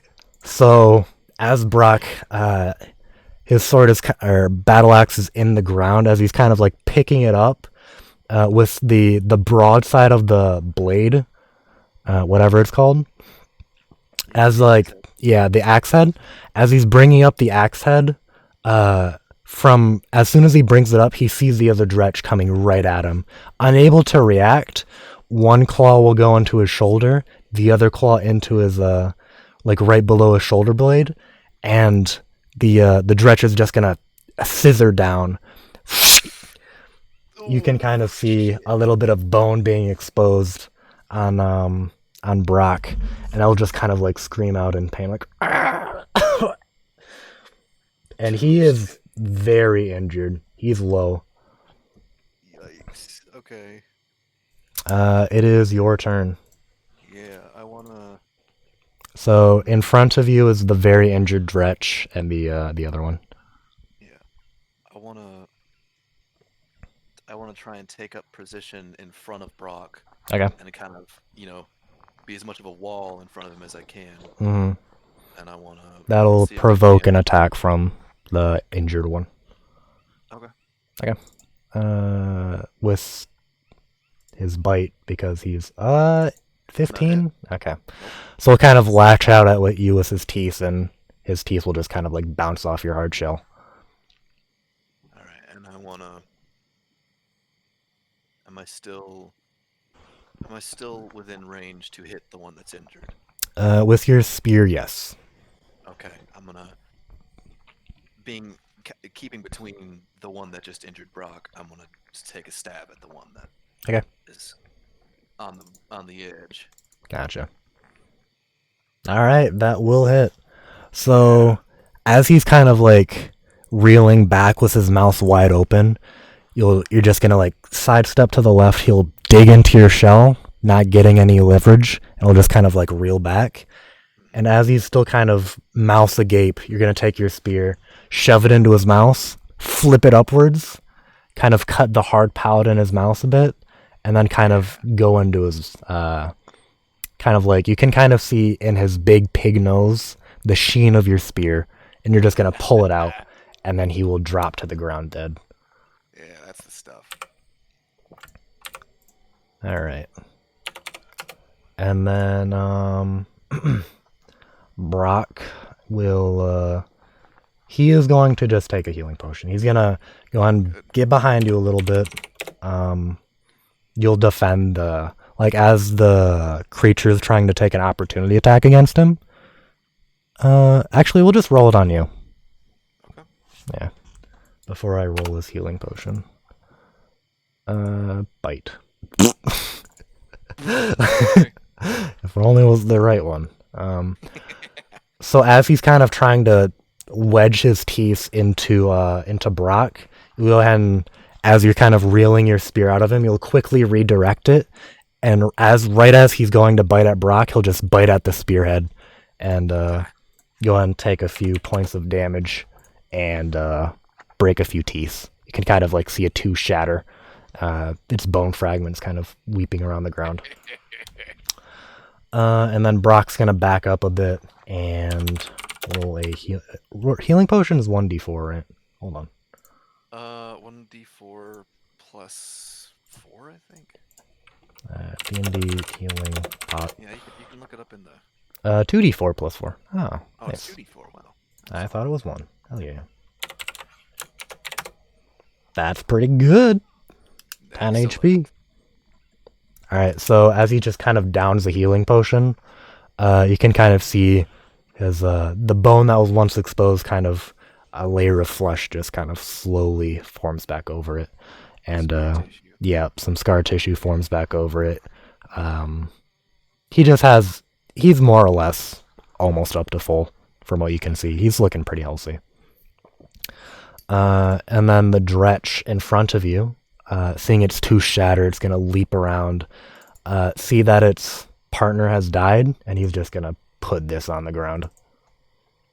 So we're gonna roll a Constitution saving throw. Okay. Hell yeah. And then actually, okay, yeah. Brock actually is out of the range of it, so he's fine. So I'll be a stink wall. as that fetid layer of green smoke just flies over you, you'll just go and once again retreat into your shell this time, completely being prepared. You don't even smell anything this time. You're completely fine. Except for my own natural musk. But yeah, and then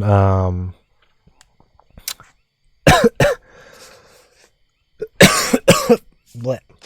Would you get a whiff of it? Apparently. Whoa, hold on.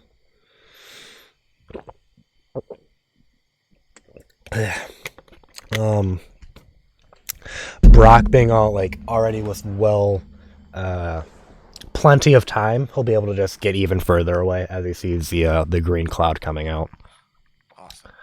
And as the Dretch kind of like looks back up at you, it's going to go and take a single attack with its claws.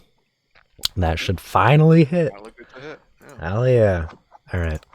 So as he kind of sees you retreat into your shell from the smoke, he's going to use that.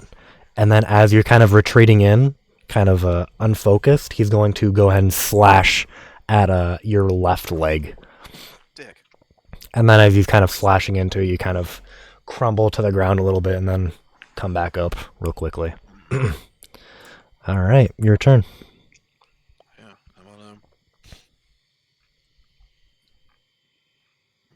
I'm gonna try and come around in like a big swing and see if I can't catch him right in the side of the head of my spear. Okay. Yeah, that'll do it. So as you kind of like pop out of your shell real quick, holding your breath. Oh, wait. Oh. Alright, I'll use your Constitution saving throw from last one, because it's when you start your turn in it, apparently. Yeah, that's fine. As you're kind of retaining as you pop your head out of your shell real quick to kind of aim your spear and sling it into the side of his head, you hold your breath, preventing the cloud from... Point of order, I can hold my breath for up to an hour. Damn! Okay.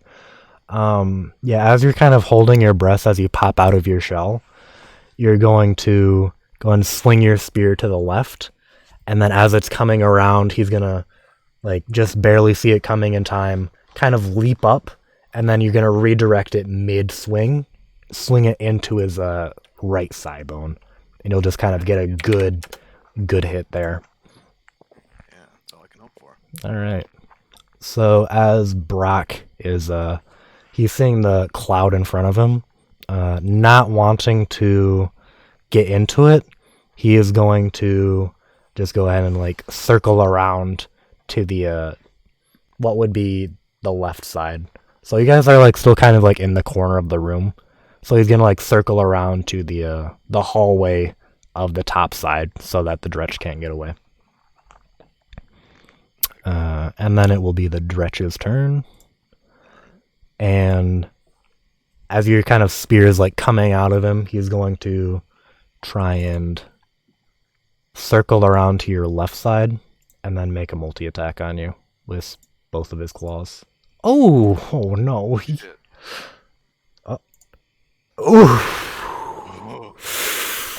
Okay. So Still up. yeah. Still up. As you're kind of like in your shell, he's going to, as your spear's going back, recoiling from your spear, he's going to lunge at you with both of his claws once again. He'll find like one of the soft spots in the shell next to your face where you're kind of like ducked in, make a nice cleave out of that, and then with his other claw, he's going to kind of like go into your chin area and then slice to the left. So in just like a huge, just like a jab, he's going to inflict 9 damage on you. Oof. All right. And you are seeing stars. Your vision's kind of fading a little bit. I felt that one, yeah. All right, your turn. Yeah, I'm gonna. He's looking okay. Mhm. He's injured, but he's not critical. All right. I'm gonna stash my spear. Mm. Swap back out for my warhammer. Oh wait, roll a Constitution saving throw. Do I need to if I can hold my breath? Uh, let's see here. Gas spread, strong wind. Mm-hmm. I'll say you can roll advantage, I guess. Okay, that's fair. Yeah. Yep, that's fine. Yeah. You keep your breath held even after a huge assault. Ooh, that's That is fair. impressive, honestly. Yeah. Yeah. Should not get a win out of me. All right. All right. Yep. I'm swapping back out for my warhammer, and I'm just gonna try and. I'm gonna try and come back around from the other side that I hit him with the spear, and see if I Okay. can't just like crunch him right up under and crunch him right in the ribs. Okay. Go. Yeah. That'll do it. So as you kind of quickly holster your shell, barely holding on to your breath after being absolutely torn to pieces, Oh man. you'll then take out your warhammer, fling it into the right side of him, and as he's kind of like slowly turning his head to see it, he braces himself for impact, and you send him flying out of the gas right towards Brock. Perfect. And as Brock is just guarding the entrance, barely able to see what's going on inside you, inside of the gas, he can see the dark figure of yourself swinging the dretch, and then as the dretch just comes flying, skidding on the ground in front of him, he is going to take an attack, which will hit. Yeah. And as the dretch comes flying towards him, he's going to swing his great axe right into the side of him where your spear notch was, and he's going to deal 4 damage to him. As the dretch kind of like comes skidding right in front of Brock, he is going to take that and then he is on his last limbs. He is like staggering. He is barely intact, really. In a kind of last struggle, the dretch is, with barely any strength left, is just gonna try and bite Brock, which, as he's kind of like lazily teetering on the verge of death, he's just gonna, and then he'll just miss, and kind of he will fall next to Brock, alive but unable to do anything really.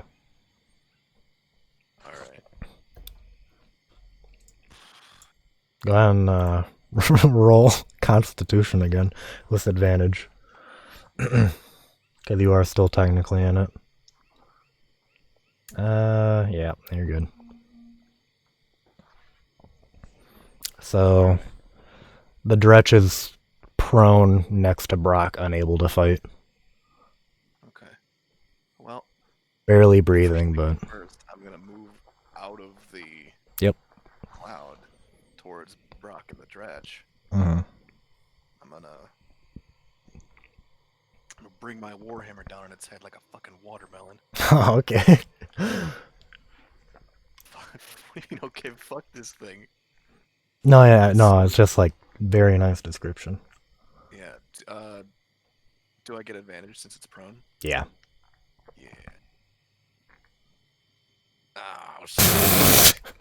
What's the first one I made? So as you kind of lean over the defeated form of the dretch, it'll kind of like look up at you, like half pleading in mercy, So half pleading in mercy, and like very afraid. You're gonna bring down your warhammer on him. As you're kind of like reeling it up, you're gonna get really lightheaded and just kind of like stumble to the right, and your warhammer is just gonna crack into the stone next to him, making a huge hole. Probably shit himself. A little bit of poop came out.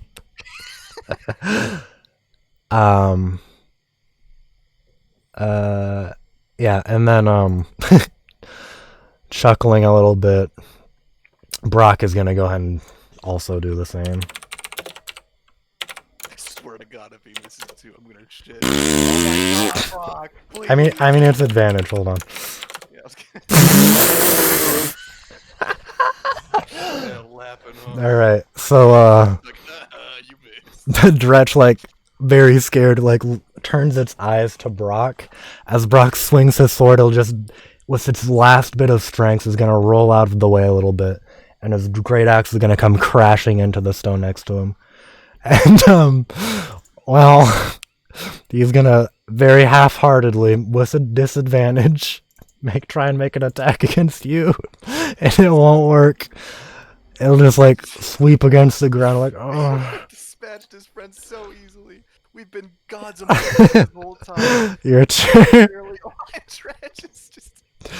You just kind of dodge out of the way really easily. Huffing and puffing. He's on his last legs. Your turn. Yeah, you know what? Is he laying on his front or on his back right now? Right now he's laying on his back. Okay, I want to swing for his dick this time. Oh no. This asshole. Roll with advantage. Hammer, dude. Yeah. Okay. Yes! So 4 points of nut crushing.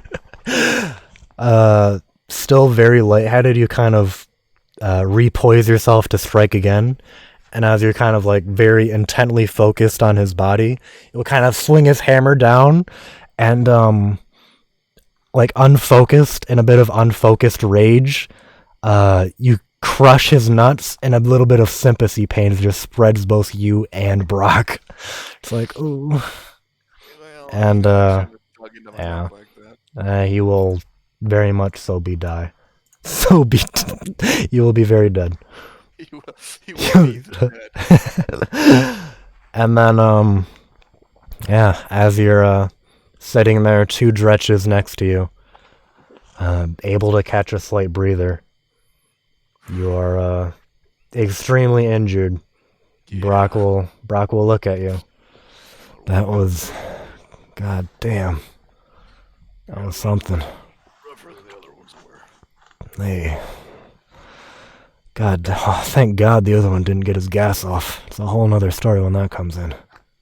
Kidding. That poor man's nuts. Did you really have to do that to him? You know what? He tore a nasty chunk out of me, and so I took something of his. As you're kind of sitting there mid-sentence, a huge pang of lightheadedness will go over you, and you'll just barely catch yourself from throwing up. Yeah, I need to take a beat for a minute. Yeah. Unfortunately, that's the only healing potion I had. Figures. Well, quite frankly, we're deep in enemy territory, but I guess we could take a little rest here. That'd be preferable. Alright, let's go ahead and set up for a little bit. As he's kind of like taking out his stuff, he begins to hand you a ration, and out of the corner of your eye behind him, you see a very thin white dot start to appear. It seems to be from the direction of the mouth cave. It's just in the center of the room, basically. It has the same pattern of when the other rift was appearing.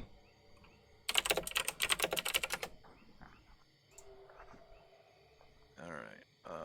I'm gonna catch his attention and point out to him that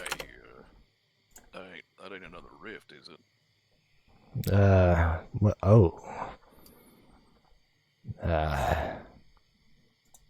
Shit.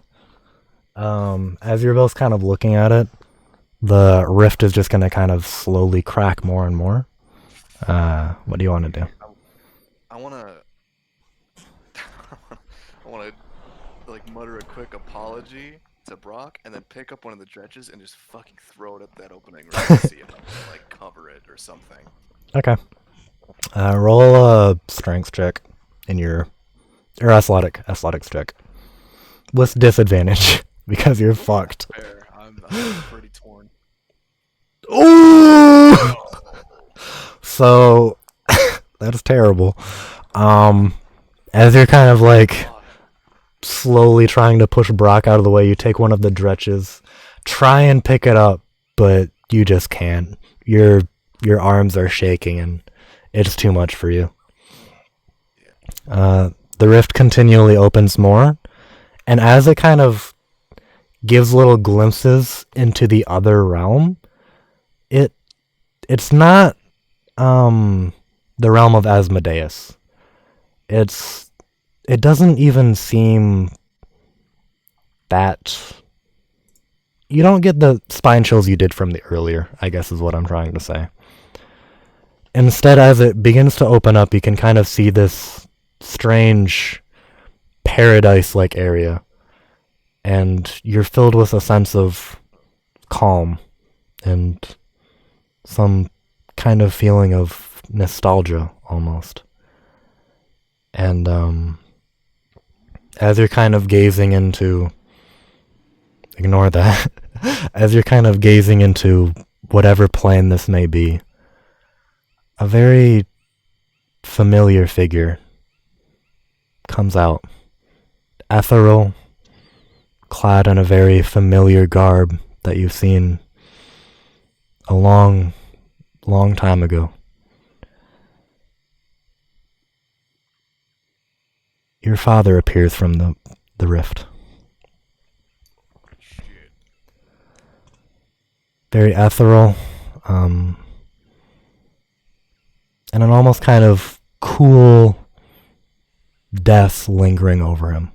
A very slight chill, but you're comforted by it regardless.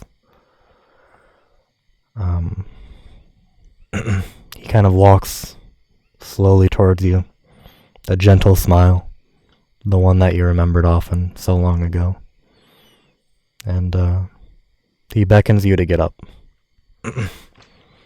Brock is next to you, kind of like at the ready. He isn't quite sure what's going on, though. I mean, I no, keeping in the back of my mind that yeah, my dad is dead. I'm probably still a little wary, but you know, Mm-hmm. if it's that calming and like you know, I'm glad to see my dad. At the very least, I'll do as he wishes and stand up. Just at the very least, look at as presentable in front of my dead ass dad as I can. Yeah. So as you kind of get up, get a better look at him, this large hulking figure. From what you remember, it seems like he's more in his prime, like right now, than when you last saw him before he went on his last expedition, I'm guessing. Yeah. So you can kind of see his well-toned muscles, his you can kind of like feel his overwhelming warrior-like presence. And I'll just kind of look at you. Son, it's been a while. It's been a minute, Dad. I would hug you, but well, you kind of like you can see through him the other side, basically. You know he's like ethereal and not present, really. Yeah. Well, you can see the situation I'm in. Yeah. If you did hug me, it'd probably hurt a little. Well, you had a bit of an encounter, it seems. Damn thing tore right into me. Well, I was not expecting to see you ever again, honestly. Not until you passed, but I'm glad I had this opportunity. Wait, yeah. Where did you just come from? Where is that at? Well, I'm from Kal'gra's realm, actually. Oh, wait. Hold on. Redo voice. I'm from Kal'gra's realm, actually. Kal'gra's realm, actually. Okay. He's the god of the dead, apparently. And we're not quite religious around our parts, are we? No, nah, still not. I think a couple of the older ones still talk about like swamp things, but I don't know. Yeah, those daft buggers are always lost in their minds. God damn, I did it again. Those daft buggers are always lost in their minds. They got something going on. I don't know how much of it's, you Definitely a few shells misplaced in their lifetimes. Probably hibernated or once or twice too. yeah. How are you even here right now? I don't understand. Well, I was filled with a strange longing to see you, and this thing appeared in front of me. I don't quite know what it is myself, and I'll kind of motion to the rift. Well, as far as I'm aware, these things have been cropping up all over the damn place. I don't know what for, and I won't act like I really understand it. Well, I guess I'm gonna turn to Brock and be like, "You ever seen one open up like this?" not before. No, I guess it's the the rifts connect different planes, so I guess it could connect to the realm of the dead. I've never seen it before, though. Yeah, what he said. Yeah, what he's. I don't quite know what's happening myself, but I'm right happy to see you, young man. You've grown into quite the being. I'm quite proud. I'm glad you think so. Yeah, well, you're not looking too great right now, but I'm sure you're great. Yeah, well, I'd like to think I am. I'm sure. I'm a sorry sight right now, though. Oh yeah. Anyway, I'm just real happy to see you. Actually, if you look behind me and you'll kind of see another turtle come out, you'll see your grandfather kind of walk out. Oh, is that you, Kal'gra? Good to see you, Papa. Papa. Man, I died when you were just barely 10. Yeah, well, I don't remember terribly clear, but Yeah, you have very vague memories of him. You just know that he looks like your grandpa. yeah. Well, I'm glad to see him, and I guess meet you proper. Well, I'm happy that I could at least see you when you're a proper grown man once, even if it is in these circumstances. Yeah, I'm not exactly in my Sunday best, but I certainly could do without all the blood loss. Mm.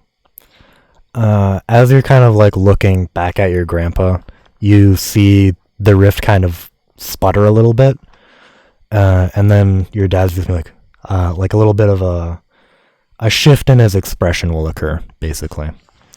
Like a really happy, jovial one will kind of turn to like an urgent, hastened one, basically. Oh, yeah. Oh, drat. Looks like we already gotta go. Well, come here a second, though, Kal'gra. I gotta show you something. All right, sure. I'll waddle on over to him. Now, put your hand on top of mine. Okay, I'll take his hand. All right. As your kind of hand kind of like hovers over where his ethereal hand basically is, you kind of, your mind goes just completely blank. And then Oh shit. as it comes back into focus, you can see your father heading off on his last expedition, basically. You can kind of see yourself through his eyes as he's looking back at you, waving one last time. Your vision will go black again, reappear. You can see, once again, your dad heading to, kind of looking down at his map, pointing at the capital of Ingrishi. It's like a port city capital, basically.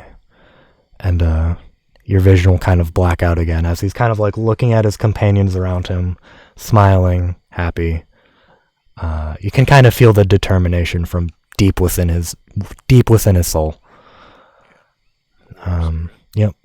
As your kind of fades again, comes back, you can see him within some kind of strange, what you assume to be, with your very limited knowledge, the chief building, as it's like large, prominent, very well ordained, a little bit gaudy, but not really.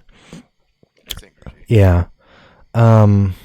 Your father sitting in front of a large pedestal, or a large feline-like figure sitting atop of pedestal with your father, kind of in a, think of it as like kind of like a courtroom or a receiving chamber. Yeah, like a throne room receiving chamber. As he's kind of sitting there, not pleading, but discussing matters you don't quite understand with this large feline-like figure. And as he... What's going on as well, or is it just sort of... it's... just vision only? It's not exactly vision, but all of the sound you do hear is like muffled, so I can't really like hear anything. It's like trying to hear underwater. Yeah, like you hear the intent behind things, basically. Yeah. And as your father is kind of vehemently arguing about something, you hear this sour, just violent, sadistic tone coming out of the mouth of whatever feline figure this is. And in just a rage, he sends your father off out of the room, and your vision fades again. As your father is kind of like looking back at a map again, when your vision comes back in, you hear a violent clang of metal. And as your father rapidly looks up from his map, you see all around him about 4 large feline-like figures just attacking his company all at once. And then as he whips out his sword, he's in battle with one of them, clanging back and forth. And you can tell that your father's like obviously very skilled. Whatever warrior he's fighting against, even more so. And as he's fighting on his last legs, with only him left and one feline figure, the other 3 kind of circling around him in a like kind of like an arena formation, he lands one decisive strike on the feline figure, leaving a huge cross-shaped scar right on his left breast. Just a huge scarring shape. And as the feline figure goes down, the other 3 leap in, and you see your father, vision fade to black. And then you just stay, the vision stays black for now. And you're level 2. Oh shit. Yeah. As you kind of finish with that experience that you just had, you felt the techniques in your father kind of coursing within you, and you feel like you've learned much more, essentially. You feel like your own father's techniques have been passed on to you in a way. Excellent. And you also full heal. Thank God for that. Yep. So I'll let you do that. I have to go to the bathroom, and then I'll tell you what happens next. Okay, cool.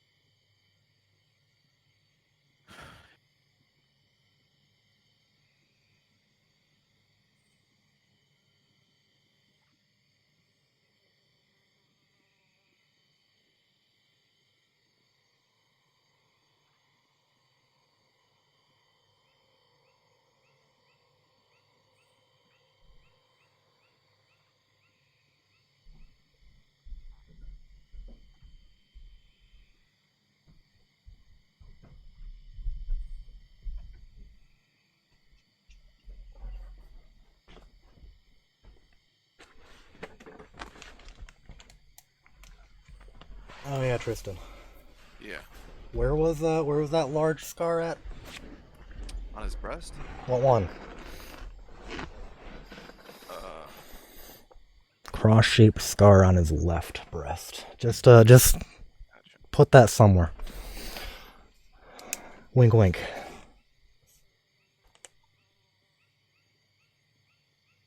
I will also write it down.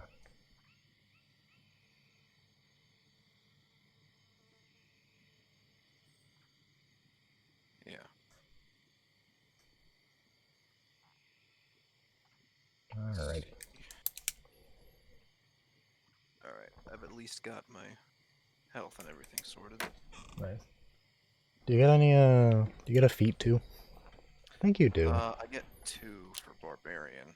Yeah. I get Reckless Attack and Dangerous Sense. Nice. I think you can drag Reckless Attack in. Wait, Danger Sense? What's that? Yeah. Second level, you gain an uncanny sense of when things nearby aren't as they should be. I have an advantage on dexterity saving throws against effects that I can see, like traps and spells. But if I'm blinded, deafened, or incapacitated, I don't have any benefit.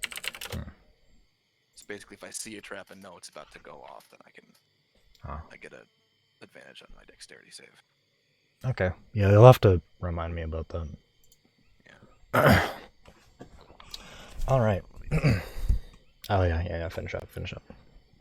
I mean, if I can't drop, let me make sure I can drag and drop first. Because if I can, I can just do it while you're talking. Okay. Yeah, you can. If you just search it up in the thingy and then drag. Alright, so, as what are the final expedition of your father kind of rings through your head. Let me drag and drop. Oh, it doesn't? That's weird. I'll just type. Yeah. I'll just talk while you're doing it. As those final memories of your father's last expedition are going through your mind, you're not quite sure what he was doing there or why they attacked him or anything like that, but a single tear kind of falls from yourself. Total face, Yeah. But as Your mind fades to black in those final moments, as it's black for a few seconds. An unnatural surge of energy just flows through you, filling you with vigor you've never felt before. The very feeling of your father's techniques coursing through your arms. And you wake up in that same room. Look around. No rift. Your father's gone. Brock is sitting next to you. A little bit flabbergasted, confused by what just happened, but obviously happy to see you. So,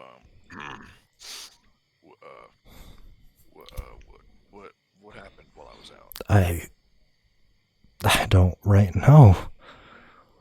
I saw this strange blue light flowing into you, and then he gave me a smile and told me to take care of you, and off you went. I'd never seen anything quite like it. Yeah, it beats the hell out of me too. What? I know that I'm feeling right as rain now. Yeah, Can I yeah. try to crank my neck and see the wound that I was sporting before? Yeah, so as you kind of tilt your head to one side and you're just kind of feeling around with your bulky hands, you're just oh, it's just completely clear. It's gone. Hell yeah. As you're kind of doing that, Brock is going to look at you the energy that flowed into you just... I could see your wounds evaporating right in front of my eyes, and you feel a little different, too. Yeah, I'm feeling all kinds of ways at the moment. Huh. Wait, hold on. Ooh. It's time. Not 11. No. Yeah, I can see that. It's kind of right strange, isn't it? Oh. Oh, boy. You feel some massive gust of wind flowing from the top hallway as you hear that strange billowing. That. I was waiting for it. I think we got a beast to track, don't we? We'll kind of look at you with newfound confidence. And you're going to be feeling pretty confident after what just happened as well. Hell yeah, we do. All right. So, Swamp balloon. hell yeah. We got a beast to catch. So, he's going to quickly take the Drutch's ears and a few teeth, and then he'll go and pick up his battle axe, smack it on the ground a few times, like the butt of it. Let's go. Right behind you. All right. Torch in hand, you just go ahead and start trekking down the passway. the hallway. As you're kind of trekking down, the sounds just gradually get louder and louder. Eventually, as your torchlight begins to fade a little bit, you see another opening. This time, once again, the hallway kind of splits into man-made, back into natural, and then you can kind of see, from where you're stepping right now, it's kind of muddy again. And you can kind of feel a bit of water as well. Right. Alright, so I think we might be coming back to the surface a little bit. Or it's den. That too. I think this is where we fight it. Never. It's about right time, I guess. It's been waiting all this time.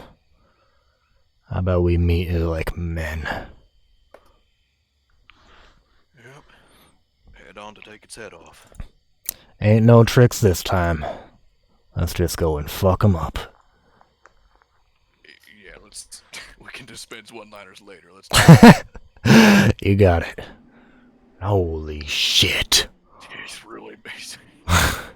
God damn. It's sassy. Alright, as you hear that roar, out of the very edge of your torchlight, you see flip open both of its eyes. And it is staring right at the both of you. Alright.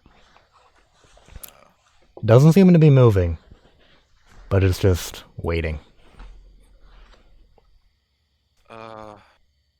Can I? Have I illuminated enough to get like a good look at it now, or? No. You can see its eyes. It's not quite at the edge. It's not in your torchlight range. It's into the room, or whatever clearing is beyond the edge of the hallway. Okay. And it is growling expectantly. Yeah, I'm gonna motion to Brock because he should still have the second torch. Mm. So I'm gonna see if I can't sort of motion to him to get him to throw his torch into the room. Do this right this time, so we can at least see our aggressor. Mm. And then I'm just sort of gonna stand at the ready in case it makes it at it. Alright. Warning. As both you and kind of Brock get closer and closer to the entrance, it continues to not move and just waits expectantly. As you're kind of at the edge of the clearing, with a better view, you can see it's all muddy. It seems like an underground kind of jungle oasis, if I were to describe it. There's like moonlight seeping in from some dense foliage atop a large underground muddy cavernous area, essentially. There's about 6 inches or so of water, vines hanging across the walls from what you can see, a few deeper areas in the water than others. Yeah, it's basically just like an underground little opening, basically, with some moonlight sipping in. Right. Okay. All right. So him throwing the torch probably wouldn't make much of a difference to just splash it and go out. Yeah. Yeah. All right. I'm gonna sort of motion to him hold off for a second. I want to try and I want to call out to it in common. Okay. First, and see if I can't, see if that gets a response. So Okay. just be like, hey, you gave me a mighty scare the other week. Tell you around these parts. So it's going to blink its eyes twice. Just like very slowly and menacingly. Okay. Expectantly. Alright, then I'm gonna try. I don't. Yeah, he's growling. Mm. And then I'm gonna. I just want to see if I can't get a rise out of this thing. See if it understands any kind of language. I'm gonna switch to deep speech, and see if that doesn't get a rise out of it. If not, then, we'll make plans from there. I'm gonna call out to it one more time in deep speech and say, obviously translated. I don't know deep speech. Mm. You really don't belong here, and I understand if you're just trying to live your life, but this swamp isn't meant for your kind. As you kind of say that in deep speech, contrary to the last one, it doesn't even like respond in any way. Yeah. All right. Did just out of curiosity, did Brock have any sort of reaction to me switching to deep speech like that? Well, I'll kind of like glance your ways and just kind of, because it's pretty common to be bilingual, so he doesn't really think too much of it. Yeah, fair. All right. Well, doesn't seem like it's gonna take the initiative in this situation. Seems like it's waiting for us to move. I'll kind of growl again. Yeah. Can I look? Can I? Well, I can't see very well past the torchlight. I'm gonna turn to Brock and be like, "Hey, is there anything that sticks out about the clearing it's staying in?" He'll roll perception with advantage since you're helping him.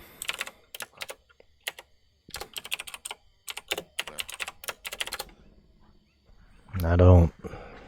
Other than the moonlight seeping in from the top, I don't see too much. All right. Figured just trying to see if it ain't coming here for a specific reason outside of just wanting a den. All right. I'm gonna still trying not to be immediately aggressive. I want to move forward, trying to get it within torchlight so that I could at least get a better look at it, and just being like as cautious and attempting to be as non-threatening as a guy my size can. Are you walking into the chamber?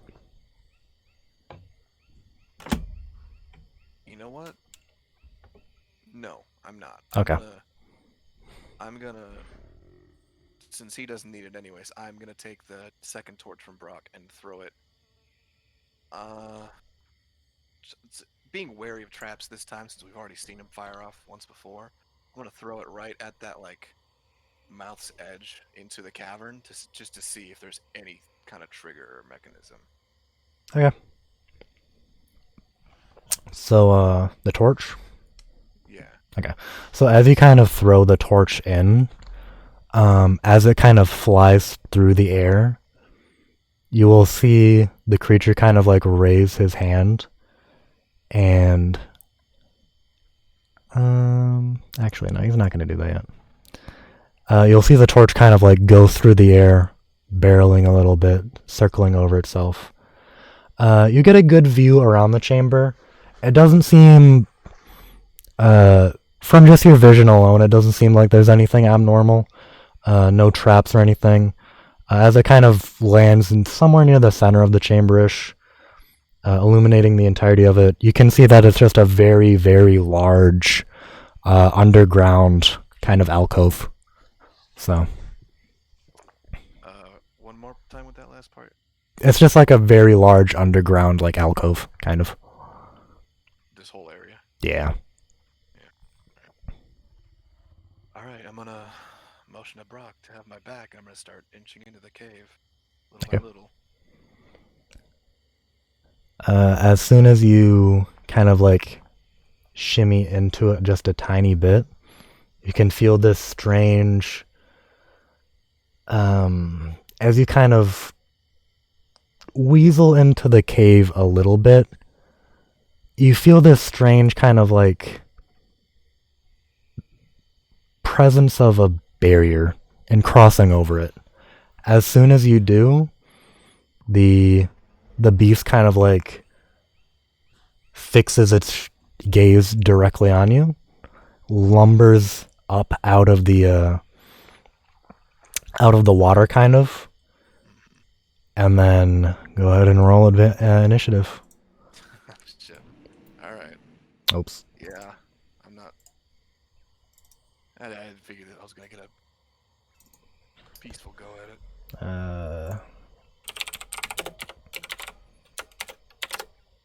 Oh, damn. Okay. Damn, yeah. Brock's got my back. Oh, yeah. From the torch earlier, as he's kind of like slowly crumbling out of his form, you can kind of see his entire shape a little bit more clearly. He has two large red beady eyes, 3 tendrils coming off of his face, completely covered in kind of like swamp foliage, massive hulking arms, kind of like hunched back over a little bit, grass and moss growing on the back of him. Can see his very muscly chest in front of you. He's green and shit in color. Massive hulking tree trunk legs and six-toed feet. And I will also give you a little glimpse. There you go. Ooh. Oh shit. Alright. So, Yeah. as he kind of comes into position, Brock is going to just kind of immediately sway to the right of you, kind of get into the clearing a little bit. You can hear the splashing of the water under his feet, and then he'll just kind of like he will take out something from his inventory, or he'll take his other thing off of his back and throw a javelin at the creature. Oh shit. Same dog. Oop, what? Yeah, I got a javelin too. Okay, so as he kind of throws the javelin mid-air, the creature is going to just grab it and throw it right on the ground, snapping it in half, making it completely Shit. unusable. Alright. Your turn. Yeah, that ain't gonna work. Ooh, you mad. Alright. Is he close to me right now? Like, is he No, looking over me? he's about 30 feet away. He's kind of in the back center-ish area.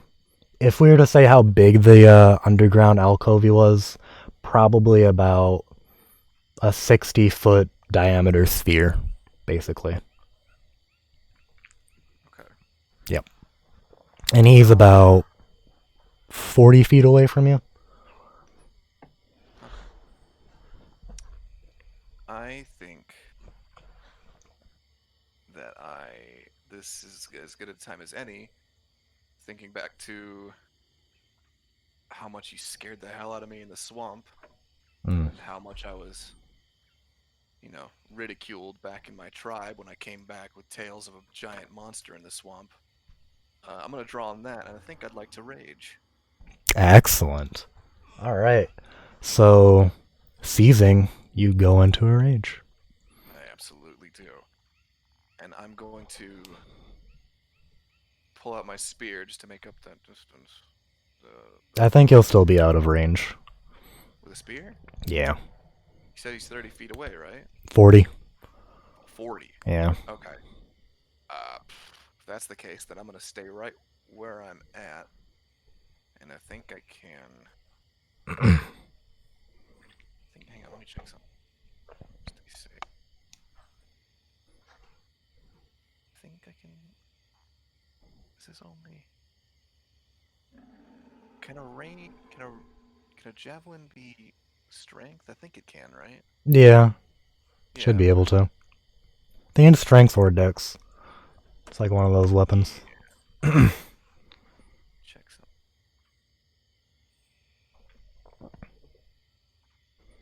What's this guy's AC actually? Oh damn. Oh boy. I'm gonna pull a javelin off my back and Uh-huh. seeing if I won't have any better luck. I'm gonna overhand hurl it at that beast. All right. Go for it.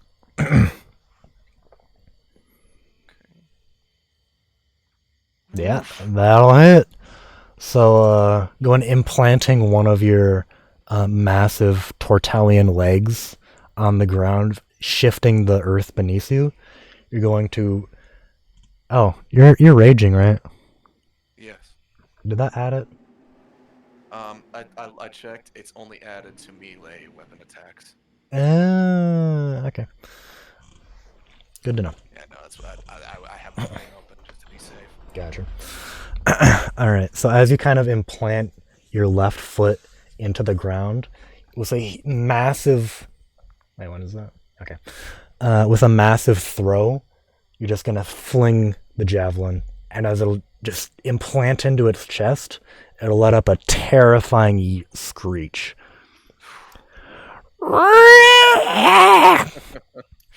And then it'll kind of like It won't necessarily stagger, but it'll kind of like lean back a bit, obviously kind of from the damage, and then shift its weight back into its normal position. Ooh. And then its All right. gaze is going to shift onto you. All right. And then I'm gonna use my speed to move about halfway the distance to him, and then just sort of Okay. hold my position there. All right. All right. It's the beast's turn. Yeah, it's got a lot of fun things. Oh, I believe it. Um.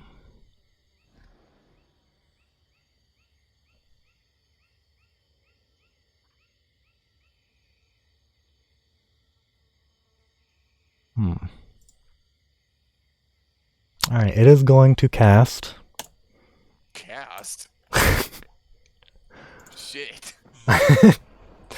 It is going to turn its gaze to you, flip back to Brock, and then extend its arm slowly. As you can kind of see this strange, glistening sphere around him, and it just slowly, kind of like in a feather shape, just descends on top of Brock. And you see his eyes kind of glaze over, and his eyes will just close, fall to the ground, and then Final Fantasy has effect. he will go ahead and look at you, and then go ahead and move 10 feet right in front of you. Brock is asleep, so Okay. it is your turn. Yeah. Wait, hold on. How long does? Okay, 1 minute. Yeah. Since what? 10 turns? Yep. Yeah. All right.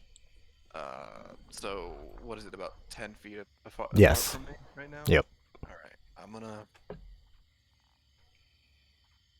How does sleep work? I don't want to look it up. That wouldn't be fair. Hmm. I don't know how that shit works. I'm a turtle.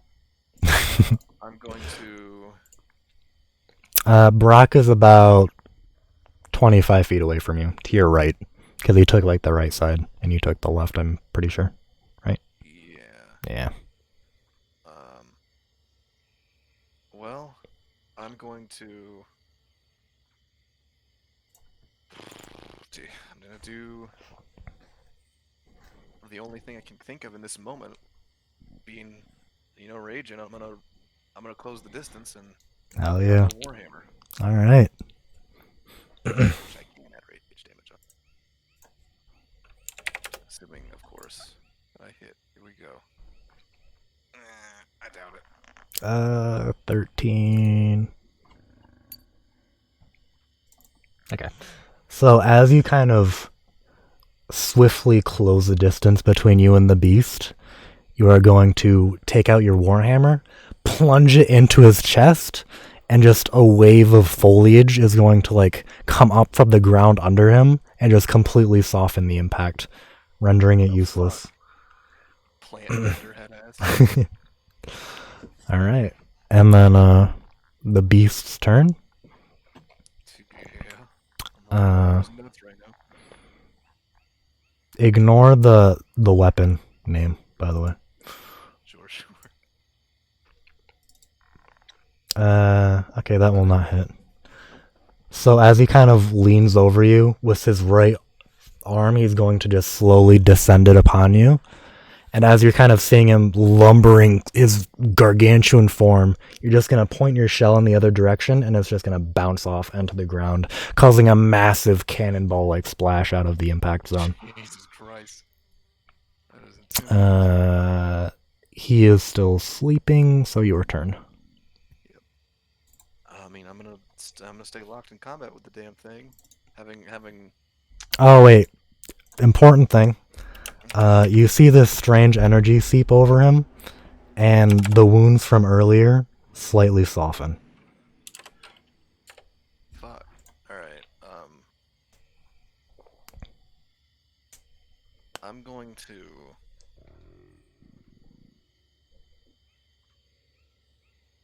I'm gonna. Oh, can I try something? Like, well, or will? Can I try like a little experiment, or will I? I can try whatever, man.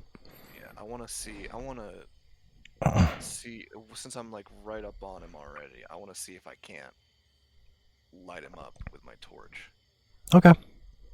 See if I can't like I'm seeing all the greenery on him. I want to see if I can't like flame this motherfucker. Sure. Roll. Hmm. Uh, roll sleight of hand, I guess? Does that make sense? I mean, Hold on. God, shit, I don't know. Because I mean, this would be akin to just a normal attack, though. I'm just trying to hit him with the torch, more or less, and see if I can't light him up. Yeah, actually, just roll an unarmed attack. Yeah, just roll an unarmed attack. Okay. Now, I'm gonna roll with my razor fist, which Yeah, is my that's fine. attack. Yeah. Shit. Fuck.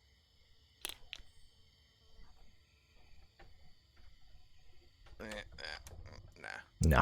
No. As you're like holding your torch in one hand, and I'm guessing you're like you have spikes on your hand or something. Yeah, that's why. Yeah, cool. You're basically spiked gauntlet of just pure fist. You're just gonna try and send it right into the center of impact.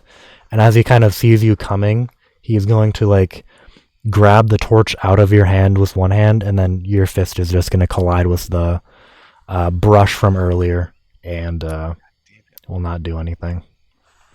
All right. Let's try. So with the beast's turn, he is going to. Oh, hold on. I have to. Yeah, whatever. Multi attack Fuck. with its glaive. Does not hit. Does not hit. Okay. So with like both of its arms, you can see the from like the shifting in the plants on both of his arms, you can kind of feel something coming. So with your father's instincts flowing through you, you step to the left and then step to the right. Two massive cannonball splashes, completely drenching you in water to the left and right. And Brock is still sleeping, so your turn. Damn it. All right. I mean, I'm raging, dog. I just gotta swing at him. I don't know what to say. Mm. I'm just gonna take a big honking wallop at him. All right, that will hit. Warhammer. All damage, though. So tearing through his like curtain of plants, you'll just send your warhammer directly up into his chin, just barely reaching it, and his head will kind of knock up a little bit, and he will just kind of look back down at you. And the beast will go ahead and do something cheeky. My bad. After being, actually, He strikes me as the type. so again, you kind of see this strange like rejuvenation effect flow over him, and the wounds on his chin almost completely disappear. Man. And then he will cast darkness Fucking bastard. on top of Brock. What?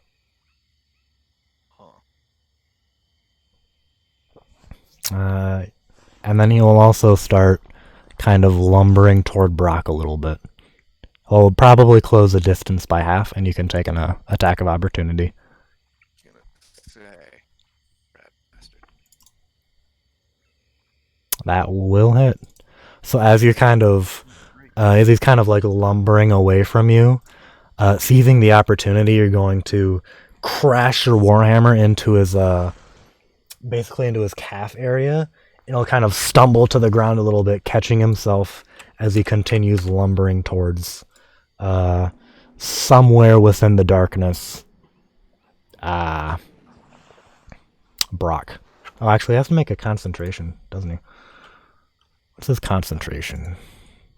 Wouldn't he automatically fail since he or no, the beast does. No, he succeeds it. Fuck. It's 10 or half the attack, or totally attack. I'll figure it out. 10 plus half, I think. No, it's either It's 10 or. or, I'm pretty sure. Sure, I think so. He I'll doesn't look have it up. like a. If he doesn't have like a magical spell save. Yeah. Just to like maintain his concentration. Sure. So Brock is still sleeping. And your turn again. All right. Well, Lord forgive me, but I don't want it to do anything to Brock, and I think that if I run into that darkness, I'm probably not gonna get a good square off hit on it. Uh, You can kind of. He's on the very edge of the darkness, is where he is right now. okay. Can I? I want to. Well, you know what? Using what little of my brain I can right now, raging. I'm gonna let the idea get across that he's plants. I can't smash a plant, but I can cut a plant. I'm gonna switch to Hmm. my spear, Okay. and I'm gonna run up to him and try and stab at him with a spear. All right. Brain broke. Only stab. Let's go. Ooh. Yes. Okay. What is that? Shouldn't have 15. turned away, nerd. 7. Oh God. 17 damage. Damn. 17 damage. All right. Not what I was expecting, but as you kind of see him just barely like entering into the darkness, as his like figure kind of half fades away, you quickly leap towards him, jumping. Wait a minute. What am I doing, Tristan? What am I doing? How do you want to do this? Really? Yeah. Damn. What am I doing? Well, I want to. All right, let me ask you: does it have to be the spear to land the killing blow? No. All right, that was the correct answer. Yeah. I wanna catch him in the back of the knee with the spear to get him to like drop down a little more, so that his head is within like Mm. fist height, Mm-hmm. and I wanna get up as close to him as I can, and with both of my fists fucking crush his head from either side. All right. And since I have razor fists, I can tear. Okay. So as you're kind of like coming up behind him with your spear, you're gonna like cut him down. He's going to like go on one knee. You can kind of like vaguely see his face within the darkness, so you circle around. Unable to see, you crunch left and right into what appears to be the face of the creature. And as you kind of feel his bones breaking and his face giving way into just a pile of mush, you flow back into the darkness, completely blind. Kind of slowly disperses. Underneath your foot is the face of the beast, completely torn asunder. One of his eyes just on the ground rolling next to it. Its lifeless body in front of you. Is there still any light in the eye? So the eye that fell out flickers, and then it's just the other eye. No, it's out. Damn. 17. That's nuts. Fuck me. Even with his regen, that was like, he was regenning 4 every other turn. Yeah. God damn. Fucking. Oh, so was he like a glass cannon then? No, not really. I'm scared of me. I am too. All right. Well, in the sudden silence, that was a short scuffle.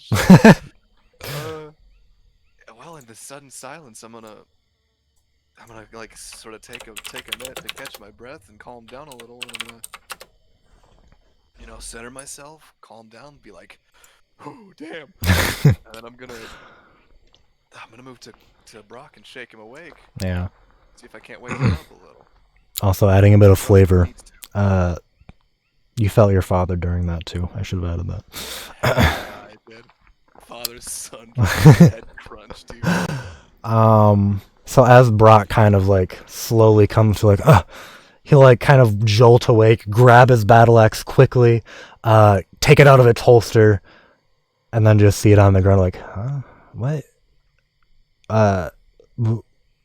Well done. What happened? I myself a little bit.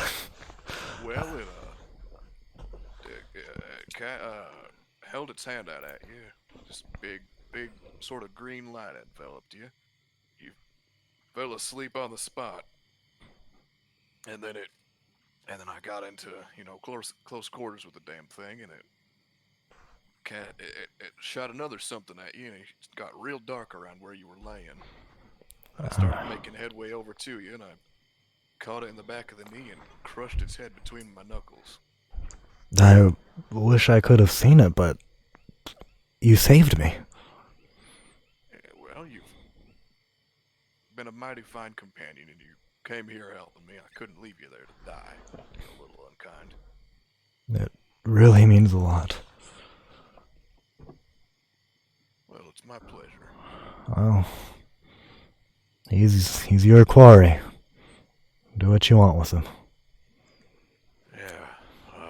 Well, first things first, and I want to get the eye specifically, and I want to tuck it into my bag. Okay. I need something to remember this by, because damn, what Sure. a cool kill. Sure. And I want to. How am I able to lift the body? No. No. You try and lift it. It's probably about 800 pounds, maybe, plus. Yeah, no, I don't think that's gonna happen. Although, Mm-hmm. nah, no, never mind. I made this specific point of saying that I ended my rage, so it wouldn't matter. It's gonna say, while raging, I have advantage on like strength checks, but wouldn't have done me much good in the long run. Nah. All right. In that case, I want to cut off its arm. If I gotta use the razors on my fist or something, or the head of my spear to do it, I want to get its arm. That's a chunker. I don't know if you can do. I think that my carrying weight was something like 240. I'm carrying 100 pounds right now. I mean, I'm talking about cutting it off. Well, then I'll ask if I can borrow his war axe. Oh, yeah, sure. Yeah, go for it. All right, yeah, I'm gonna take that damn thing, and like I'm splitting wood, I want to chop its arm off at the shoulder. Oh, yeah. So, as you kind of like swing it overhead, you kind of feel like the craftsmanship in the axe itself, as it swings so effortlessly. And like butter, you just kind of cut through it. And its arteries kind of spurt out blood everywhere quickly and then recoagulate very slowly. Alright. Like at an unnatural speed due to what you would assume is regeneration earlier. Alright. Yeah, I can see why you like the axe. It's handle's clean. Damn right it does. Alright, yeah. I'm gonna pick up the arm, sling it over my shoulder. Alright. And you know what? Initially, I was thinking I was gonna bring something back to prove it to my tribe. Sort of, clear my name in a sense, but I want to know what the hell it was. I don't know either, to be quite honest with you. Do you think that if I brought an arm or any part of its body back with me, do you think that your monster hunting association would know more? Especially if I got something to prove it. I do, actually. I'd probably take the head though if I was being picky about if I was being picky about it. I mean, I got an eye. There's no transplant to the head, unfortunately. I wasn't thinking That's, clear. that's fair. Well, I'd say it should be fine. I think the scholars of the association might know. Right. I think that's the plan. All I right. think if you're willing to have me, I might tag along with you and head back with you. Not gonna go back to your village. Well, quite frankly, it might be better that they don't. It might be best to just let them keep living their lives and assume that I was just a coward. As nice as it would be to head home, I think that I might be able to be a little more useful elsewhere, especially if things like this are terrorizing all sorts of places. Well, I can't say I'd be the same. I'd probably at least go back and give them a little bit of 2 cents, but I respect your decision. Yeah, well, I think it,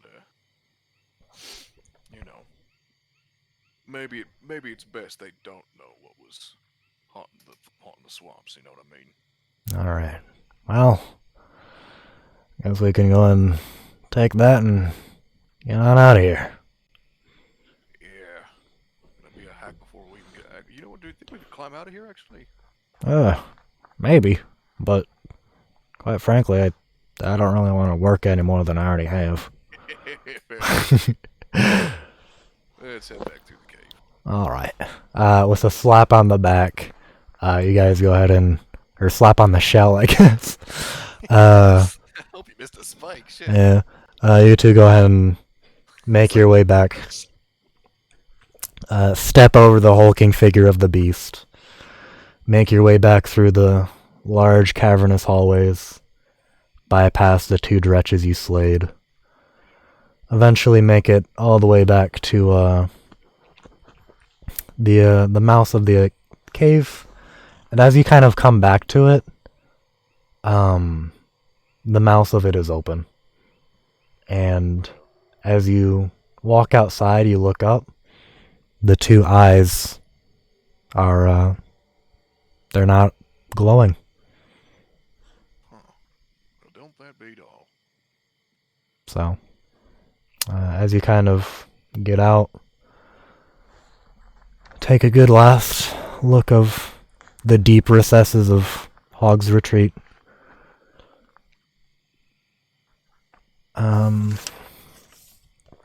Brock takes the lead and heads to the northeast. I follow right behind him. All right, go ahead and level up to level 3. Fuck yeah, dude. The worst part is I doubt I'll ever be able to get a kill. It's clean and cool over again. And we are nearing the end here.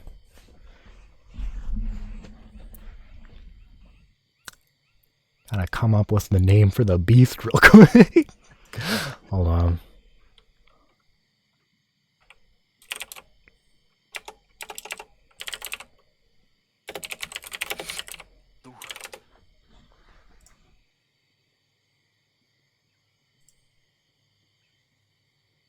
Take flat 10 again. That's a nice thing about having a high constitution modifier. I don't have to worry about because the max I could roll if I rolled real high when like leveling up is like 15. However, with my with my constitution modifier, it's like a 7 flat plus your con modifier for like just the flat increase rather than a roll when you're adding health. So I could just take like a flat 10 rather than worrying about rolling low, which is nice. And I'm more than okay with that because at level 3 being at 35 health seems a-okay to me. Alright, I got a name for it. Hell yeah. 35 HP? Yeah. What the fuck? Yeah. God damn. That's insane. at every level, I can basically, if I want to, just take a flat 10 HP addition. That is nuts. Yeah. Oh I my know, I'm a hardy god. turtle, dude. Alright. I mean, you So, say that. You say that's nuts, but like, yeah, you are a barbarian, so. I'm a barbarian, and also one of those dredges earlier did 9 damage to me in one hit. Yeah, Or even if it was a multi-attack, that shit hurt. yeah. So I think that, if I'm gonna be right up in shit's jaws, I'd better be hardy as hell. Yeah.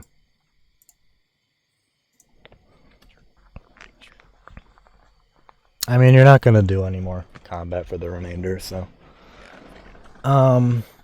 As you kind of hold on, let me see how far this is. Okay. As you kind of spend a few weeks traveling through the harshness of the Ingrishy swamps, occasionally getting into little skirmishes with the local wildlife, bandit tribes, etc. You grow more as a person as you're heading north with Brock.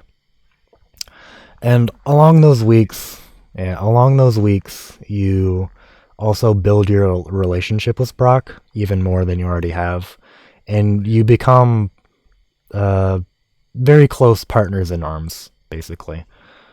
Hell yeah. And as you're kind of nearing the edge of Ingrishy, the swamps and junglelands kind of ever so gradually thin out more and more. The brush thins. And then at long last, you come upon a scene that you've never quite seen before. Just rolling prairie fields of just golden yellow. And you can kind of see the occasional animals flying through the sky. Occasional wolf or two pouncing upon a rabbit in a way that you've never really quite seen before.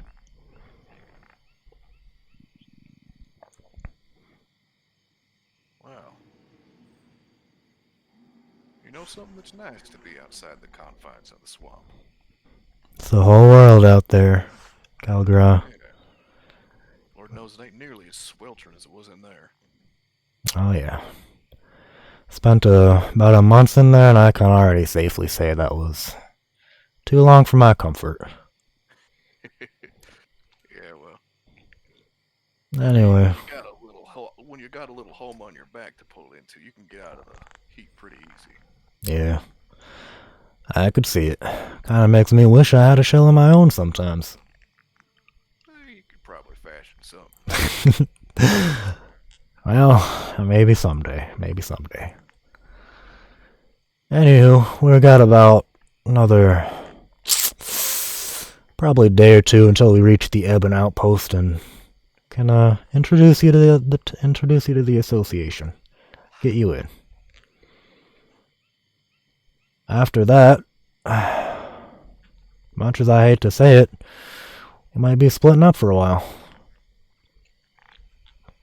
You think they put us on different assignments? We can't like group up. Well, we can, but I'm a little bit of a wanderer myself. Gotcha. All right. Although I must say, of all the people I've met, I've enjoyed your company the absolute most. Glad to hear that. And I'm glad that you gave me your aid in that whole hunt we had. I'm glad you saved my life. I mean, I can't just leave a brother to die, can I? That right you are. Now, I believe we made a promise about 2 weeks ago, didn't we? Are you gonna let me meet your dad? No, not that. Promise you a drink. Oh yeah. I'll get you the finest we've got at the outpost. I appreciate that. Thank you. Alright. Well, let's go ahead and get on the road. Alright, so over the next 2 days, as you're kind of a little bit awestruck, confused a little bit, you're just venturing through the prairie lands, of the Merchant's Isle.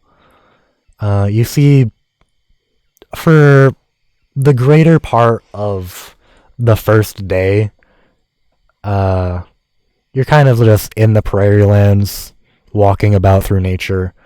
And then near the end of it, you kind of get on a road, which you've kind of never seen before. Brock kind of explains like the use of a road. You've had like little trails in your village and whatnot, but never like a full blown highway like this. Right. He explains kind of like a little bit about the world and a very basic idea.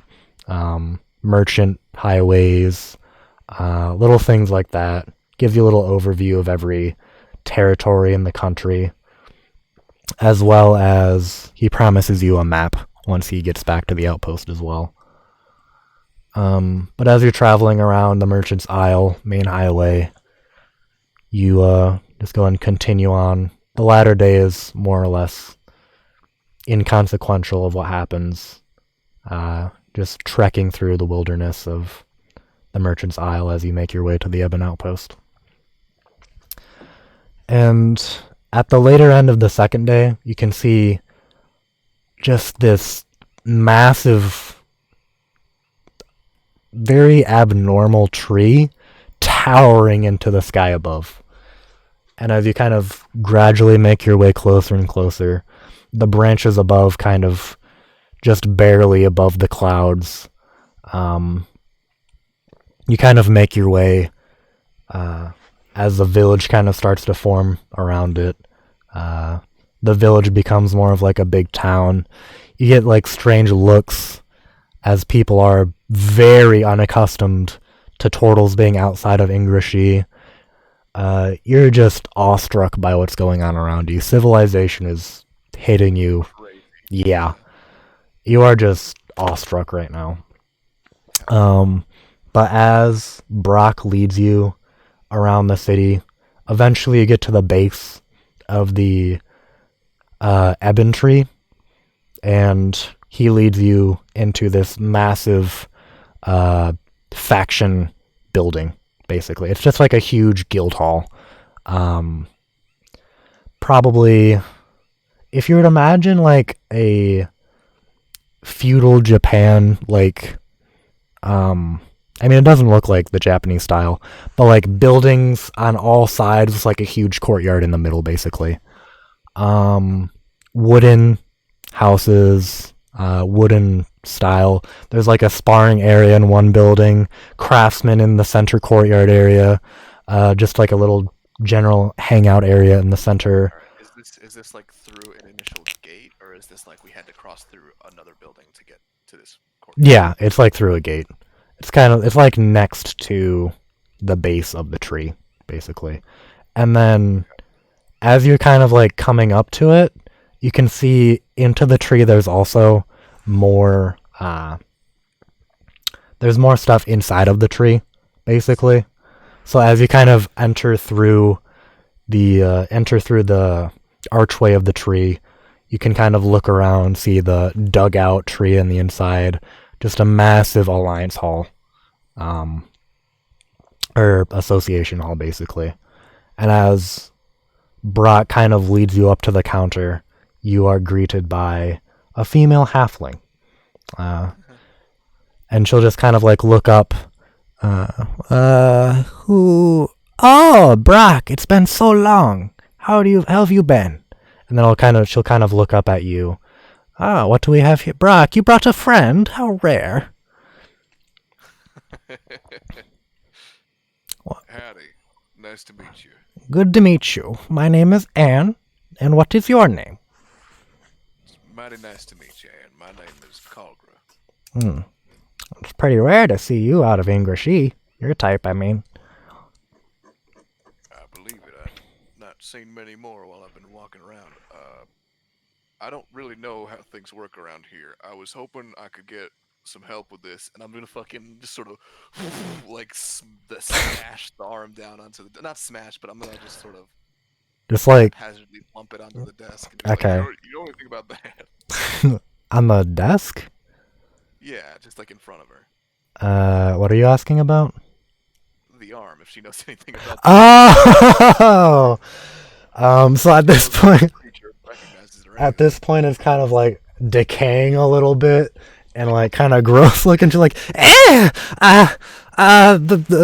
scholars might know. I just hand out quests and accept new members. I'm sorry. Are you sure it had big red eyes? I don't know. Get away, get away, get away. And then she'll kind of like shoo it away like it's a small animal. I'll pick it up and throw it back over my shoulder. What? Brock, what did you get into down there? Well, there was I killed the rift beast that you said, and then I'll kind of like hand out the 4 ears. She'll like hand over some payment. You can't really quite see how much it is, but you're just like, wow. You're still a little bit awestruck by all of what's going on, so it doesn't matter. Incredible. Yeah, you saw him get paid for killing stuff, and you're just like, damn. Like, thank you kindly, Anne. And then, yep, of course. And then here's your new badge. She'll go ahead and hand Brock a new badge, and we'll kind of like look over to you and just like show you. Well, this is I believe I showed you already, but this is the badge of the Monster Hunter Association, and I just got promoted to a hunter. Hell yeah. One day I hope to be the top, but you know, baby steps. Sure. I mean, at this pace, might get there pretty quick. I'm sure. Hey, how about a little competition? All right. I'll turn his head back to Anne. Anne, Kal'gra here. He'll kind of look at you. You looking to join the Hunters Association? I mean, if I can get paid for ears, hell yeah, that sounds great. All right. Anne will kind of like look up to you. Fill out this paperwork then. I'm sure we can fill it out together, and then you'll be able part of it. It's okay. All right. You can read and write. It's fine. I can read. I know. I have big dumb claws. It's gonna be Yeah, you just have really bad penmanship. handwriting. So, okay, fill in your name here. All right. It looks like shit. It's so. Yep. Bad. That. Learning cursive, dude. It's just shit. Let me just take out another piece of paper, and then on next to it, she's gonna write Kal'gra, and then here's your age over here. Fill that in. All right. I try to be more gentle this time, and the paper fucking tears. It's like that's okay. How old are you again? I can't read that. I'm sorry. Well, it's kind of hard to track sometimes. I'm about under 12-ish. All right, it's not too important, I guess. 112. Okay, good. Let's see what else here. Reason for joining. Yes. What is your reason for joining? To hunt monsters. Is that not good enough? Oh no, that's plenty good. That's plenty good. Honestly, it's better than some other members, right? But I'm technically not allowed to talk about that. All right, and then your signature here at the bottom. You got like an inkwell like that? I could just like dip a claw in and write with that. I don't need Yeah, sure. She'll like take out a little bottle of ink. You're trying to like put your claw in, but it's really big, so it can like barely fit it, and then you get a little bit. Yeah, you're good. Yeah, I'll write as best I can with that. I know I can be more gentle than this flimsy stick of wood. Yeah. So as you kind of sign it, Anne kind of takes it behind her desk and Big shitty block letters. yeah. All right. She'll kind of dig through a little bit. Here's your badge, and welcome to the Monster Hunters Association. I'm sure you'll be a great fit. Is there a specific fit? I don't know my size. No, it's a figure of speech. It means you'll fit in well. Or you'll be a good addition to the team. Gotcha. All right. Well, thank you very much, Ann. If you come back here tomorrow, I'll have a little starter quest for you. All right, I'll be back in the morning then. All right. Well, how much of the world do you know, actually? I know the swamps. All right. I'll send you somewhere good then. Get you a good eye opener. All right. All right. I appreciate it, Ann. All right. Thank you for all of your hard work. Of course. You're very nice, by the way. Much nicer than some of the other people. Who? Just other members signing up. Don't go after them or anything. Hey, Ann, Yeah. you stand up for yourself. She'll kind of look down a little bit embarrassed. I'll try. Thank you. Very welcome. All right. I'm gonna all right, not knowing where to go from there, I will definitely turn to Brock and be like, "Do I just sleep outside? Do I?" No, follow me. You can. We've got a hunter-specific quarters that we sleep in. Anyway, about that challenge I was talking about. All right, yeah, shoot. Let's see who reaches the top first. All right. Oh, all right. You're on. All right. I'll hang out with you a bit today, but from tomorrow on, I think we'll be splitting up. All right. All right, brother. All right. Let's go get that drink. Yeah, that's just what I was about to suggest. All right, and then he'll kind of take you out of the ebon tree, come out of the little faction courtyard in front and out the gate. He'll kind of lead you around the town a bit, explaining the basic things, like bars, blacksmiths, all that kind of stuff. Unsure of how much you know, but he's just very helpful. Some of it you do know, some of it you don't. Yeah, because I mean, Yeah. I understand the concept of a blacksmith, but Yeah, and you had big sweeping buildings yeah. is pretty wild. Yeah, you had craftsmen at your village, but not full on smithies and all that kind of stuff. Yeah. They have big fucking cool forges and shit. Yeah. So just obviously overtaken by everything. You're just kind of wandering the streets. A few kids every now and then will kind of look up at you, just kind of reach at you. Their mothers will pull them away. You know I'm gonna smile and wave. Oh yeah. Kidding me? They're so small and adorable. Yeah, but they're just they're kind of taken away. Their mothers take them back. They're looking back at you sadly. You'll smile and wave, and then you'll see kind of a smile by then, and they'll hop off, skip back to their mom. As it's kind of getting down to the hours of sunset, you finally kind of finish your basic civilization tour, and you finish at the Firekeep bar. And as Brock takes you in, kind of sit down at the bar up front. The chair creaks beneath you quite loudly. He orders. He orders. Yeah. It's getting.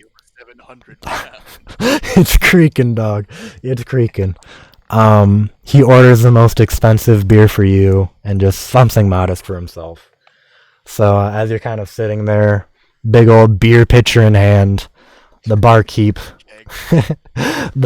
pours you a big old pitcher of Firebrand ale. Excellent. And as you kind of drink it down, you feel the warmth spreading through your body. Just kind of looking around the tavern, seeing all the smiling faces, the boisterousness of the crowd. You just get a nice warm feeling that something amazing is about to begin. Your adventure and life is just about to completely begin anew. And with those pleasant thoughts in your mind, finish the end of the keg, or the ale, the pitcher. Brock buys you another one. Finish that off. Feeling a little bit warm, a little bit fuzzy. You want to head back to your quarters, and go ahead and have a very restful night. That the idol you had earlier sitting next to you, no longer giving you terrible dreams. You sleep soundly next to it. Awesome. Now it becomes a memento of your past life in the village and your time with your father, your grandfather, and the village in general. It keeps all of your happy memories. Excellent. As you kind of wake up, unaccustomed to beds, sleeping. I probably poked a couple holes in the sheets. Yeah, sleeping relatively well. You definitely liked it more than sleeping in your past arrangements, but you kind of feel bad about the sheets and the bed itself. Brock kind of, yeah. In the future, I'll probably just, I don't know, God, I don't know, probably just like sleep belly down and pull into my shelf. Fuck up the mattress. Yeah. Yeah, as you kind of wake up, Brock in the bed next to you, kind of rise. Brock wakes up a little bit after you do, as you're kind of staring out the window at the streets below. He kind of leads you to the kind of like the gathering area for the guild, the association, and you just see hunters of every ranks, hunters, rangers. You can kind of see like more grizzled veterans, the explorers, the strikers. They're all just kind of gathering here for breakfast in the morning, and everyone, yeah, Goblin Slayer's on the side, rusty looking, mask on, goblin hides at his side. Yeah, everyone's just kind of gathering in the morning for the faction breakfast. It's nothing fancy, but compared to Brock's cooking, it's definitely very good. Yeah, probably near the best food you've ever had. It won't ever compare to your cultural dishes and obvious like nostalgic mother's cooking and that kind of thing, but it's probably the best normal food you've ever had. And as you're kind of spoiled with the pleasantries of life and civilization in general, a lot of hunter members kind of look at you with great interest, kind of like a fresh fish that might make huge waves in the future. They can kind of tell. Yeah, they can tell something about you. They've, like, even one of the strikers comes up, introduces himself as Anders, and be like, "You looking good? What's your name?" Mighty fine to meet you. My name's Kal'gra. All right, my name's Ander. Anyway, you new here? Yeah, just followed my buddy Brock in the other just yesterday. You applying to be a hunter? I already did. Ah, maybe we'll see each other on the field someday. Anyway, I've got high hopes for you. You look a lot better than a lot of other newer members. Well, you gotta get a lot of yellow-bellied foes in here. Yellow, what does that mean? Yellow-bellied cowards. Jelly. Oh, okay, he would have known that actually. Well, it's just some of them are a little bit green in the ears and not very well weathered, and I kind of worry about the association a little bit from time to time. But folks like you make me remember what we really used to be. What did you used to be?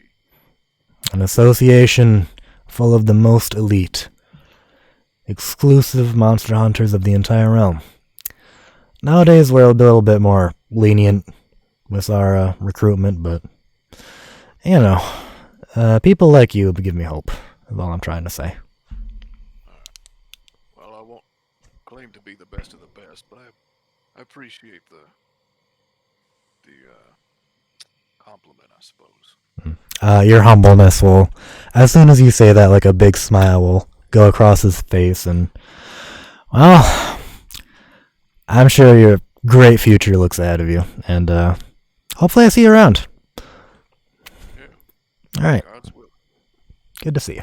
And then he'll kind of make his way on, get his breakfast, and sit at another table with some other people and just start boisterously having a good time. That was Anders. He's one of the top hunters. No kidding. Must have struck a fancy with him if he thinks you're important. Well, seems like most folk are pretty interested in seeing my kind wandering around these parts, so Yeah. I'm sure it was bound to happen. I mean, I would say get into a race with him, but he'll be a hero in no time. He's the best of the best around here. If I'd How, dare say, probably one of the best hunters in Ebon Outpost, really. Probably top 3. top 3? Who are the other 2 then? The other 2, well, Anders is a human, and Cade, he's a half-orc like me. I look up to him a lot. As for the other one, a real mysterious lady. Her name's Octa. She's a tieflin. Gotcha. Yeah, tieflin are they look kind of demon-like. Horns, tail. They're good folk though. Don't let their demonic appearance fool you. I want to admit I don't know what that is, but Yeah, thank you for explaining. yeah, of course. Just tieflings, they get a bad rep, but they're mostly good people. Don't let their appearance fool you. Well, I mean, hell, look at me. A big smile goes across his face. Yeah, I guess I didn't really need to say that to you, did I? It's all right. Mm. What was her name one more time? Octa, AKTA. AKTA. Yep. And then Anders and Cade. I went with KAID. I don't know if that's correct. KADE. KAD. All right. Yeah. As you're kind of finishing up your breakfast of the standard Hunter Association meal, they have like specialized cooks and stuff, so you kind of see the people kind of gradually emptying out of the common room, and as you kind of finish up your food, an egregious amount compared to Brock, just probably like triple what he ate, more than likely. And he's a half-orc, so half-orcs eat a decent amount, yeah. He kind of gets you up. Alright. Well, this will probably be the last thing we do together, but let's see where your first quest takes you, shall we? Yeah. Looking forward to seeing where I'm sent. Alright. Well, let's go and head out. As you kind of come out of the common room, it was like in one of the bigger buildings outside of the tree. You kind of come out into the courtyard and then head into the tree again. And as you kind of see, you're kind of coming through the archway, you see Anne kind of like rummaging through her like files underneath the desk. She'll look upwards, kind of look back down, do a double take, kind of see you again. Big smile goes across her face. And then she'll just kind of like expectantly wait for you to get up to her. Yeah, this is a leisurely morning pace. It probably takes me a minute or two. Yeah, okay. So as you're just kind of slowly stumbling along, she'll just like keep holding her smile, like kind of break it a few times and then like try to keep holding it for a really long time. It gets kind of uncomfortable for a bit, but you don't really notice. And you don't really like, I don't think you have like the social awareness yet to like speed up because you're making her wait either. Everybody I've known Yeah. outside of Rock has been a turtle. So Yeah. You're just like happily walking along. just taking my sweet old pace. Yep. As you kind of get up to Anne, and Brock kind of like went up to you a little bit, kind of like talking to Anne like for a few seconds beforehand. Hi Kal'gra, it's good to see you again. Morning, Anne. It's good to see you too. Yep. I was just looking through the files here. Normally we have our members go through a little bit of education, but, well, I think you're a bit overwhelmed with the world at the moment, so I go ahead and omitted you from that. And then she'll just, like, keep ruffling through her files. Kal'gra. Here we go. She'll go ahead and take out what is your first assignment as well as your badge. And she'll be like, here's your hunter badge. You are the rank of a ranger at the moment. I'm sure you'll be a hunter in no time. But, your first assignment, she'll kind of like unravel the scroll that it was in. You are to go to Confluence, and seek out the guild hall there. They'll serve as your kind of central outpost as you learn more and more about the world. I chose a place right in the center of the realm to give you a good little idea of the melting pot that we are. Gotcha. All right. Completely forgetting what that is. I'm absolutely pulling out my map on the spot and looking at it. That's fine. Confluence is, in the center. Yeah, I see it. Yeah. Well, it's a good place for you to start, I think, because it's got cultures from just about everywhere, really. It's a nice land. It's just a huge melting pot, really. I want to kind of lean to Brock and like a little aside, covering my mouth, like, oh, they melt over there. Laugh like very heartily, and be like, no. A melting pot means a mixing of cultures and people and all that kind of stuff. It's metaphorical. Alright, like a big meeting place of sorts. Yeah, like that. Alright, gotcha. Alright, do you have my objective, Ann? Sure do. Here you go, Brock. Congratulations on becoming a hunter, by the way. I forgot to tell you yesterday. I was a little bit occupied with Kal'gra. But, you're moving up in the world. They're sending you to Dern. Ooh, Dern. Alright, I haven't been there before. Alright. Well, we're not gonna be together? Well, Dern.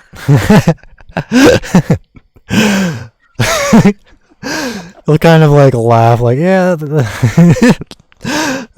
And will be like, kind of like a pouty face. Well, glad you're fitting in.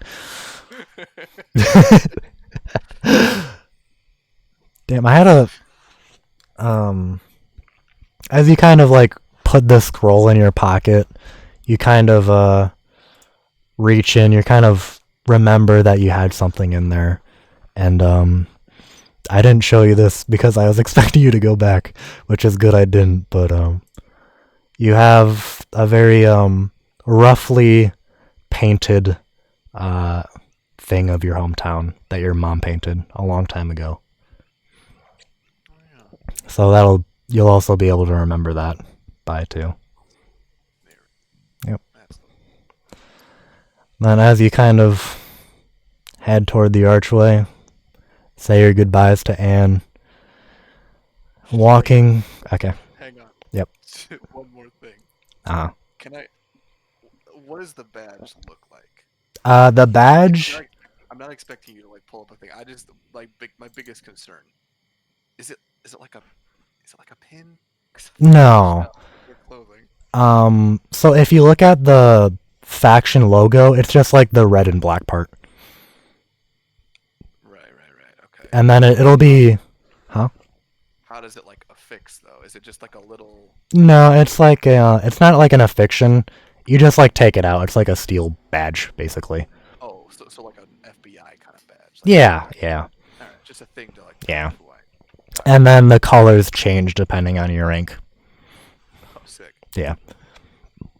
Hero is like gold and black or something. I don't know.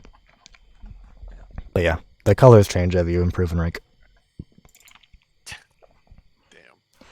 I was hoping to fuck with Anne a little more. No. Yeah, no, it's just like. That it was supposed to be like a thing you pin on your jacket. I'm like, I Mm. don't know what to do. Yeah, no, it's fine. It's fine. It's whatever. Yeah. But yeah, as you say your goodbyes to Anne, kind of head under the archway. You can feel your time coming to an end with Brock. And as you head into the courtyard to the gate, kind of share one last little exchange with each other. Well, Kal'gra, it's about high time I get moving. Yeah, I think we're kind of going in opposite ways here, aren't we? That's right. I'm heading north, and you're heading far east. Yeah. Well, thank you for affording me this opportunity. No, it was all my pleasure. I really hope we meet again someday. Me too, brother. Those 2 weeks we had were definitely some of the best in recent memory. I mean, I had been almost completely outcast from my village, so I can easily say the same. I think you'll fit in well. Maybe you'll find a few people to stick around with too. That'd be nice. Judging by how readily accepting the folks at Ebon Outpost were, I think that I'll find quite a home with the Monster Hunt Association. Yeah. I'm glad I could introduce you. Me too. Anyway, it's a dangerous world out there. You take care of yourself.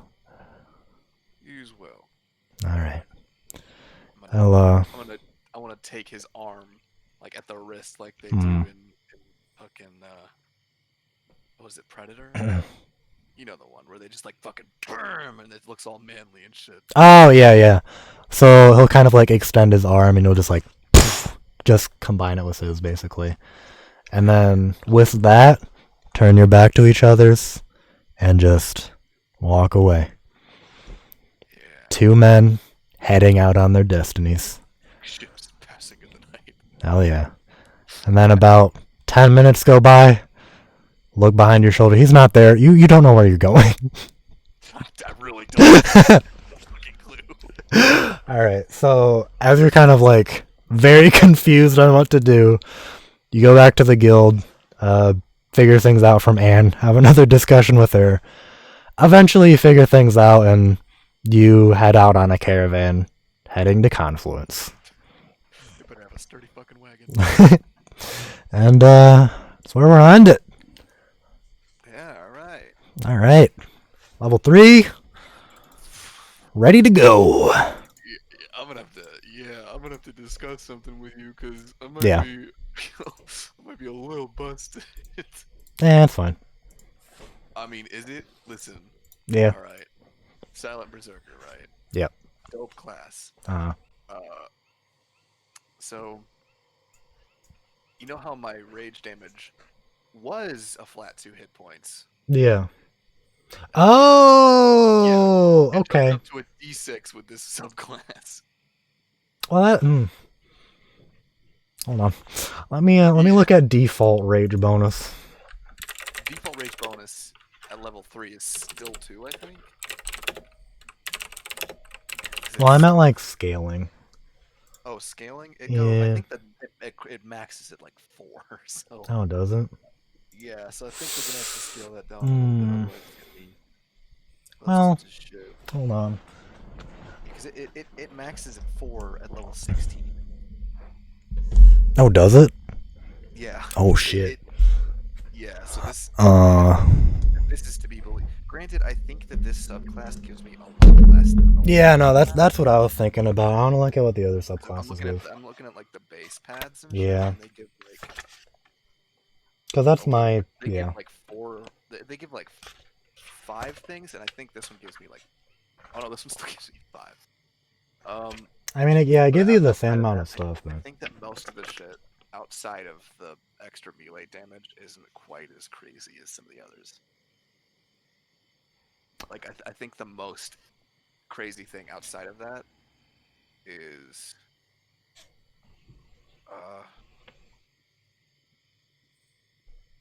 I think the craziest one is unwavering silence, which basically like if I'm raging and I have like one hit point left, I can Mm. spend like as a bonus action, I can spend a hit die to regain hit points, as if I were short resting.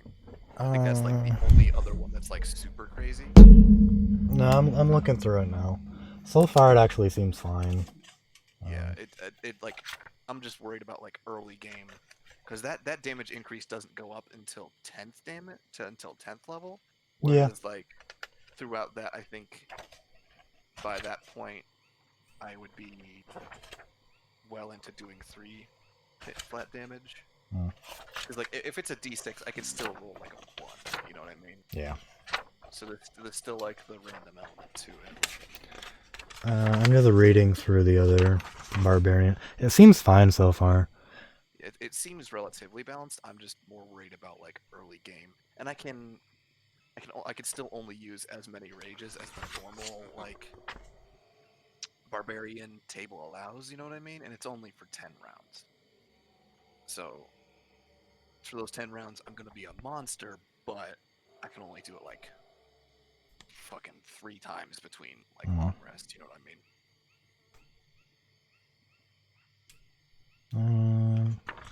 Yeah, no, I think it's fine.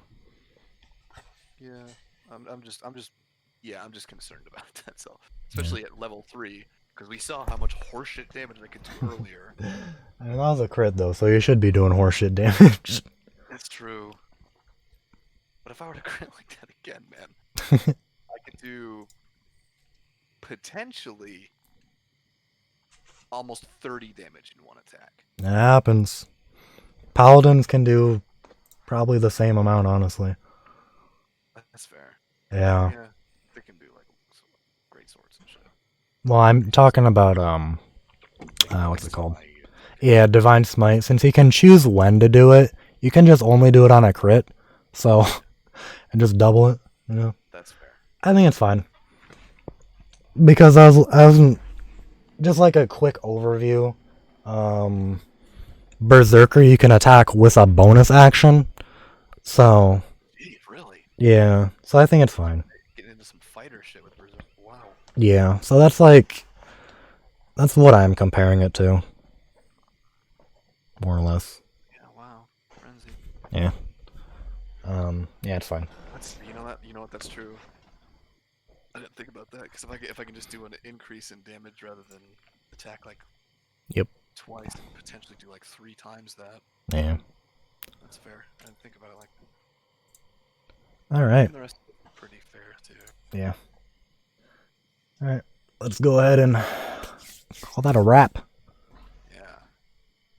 That was a That was pretty banging. banging. Yeah. That was better than I was expecting.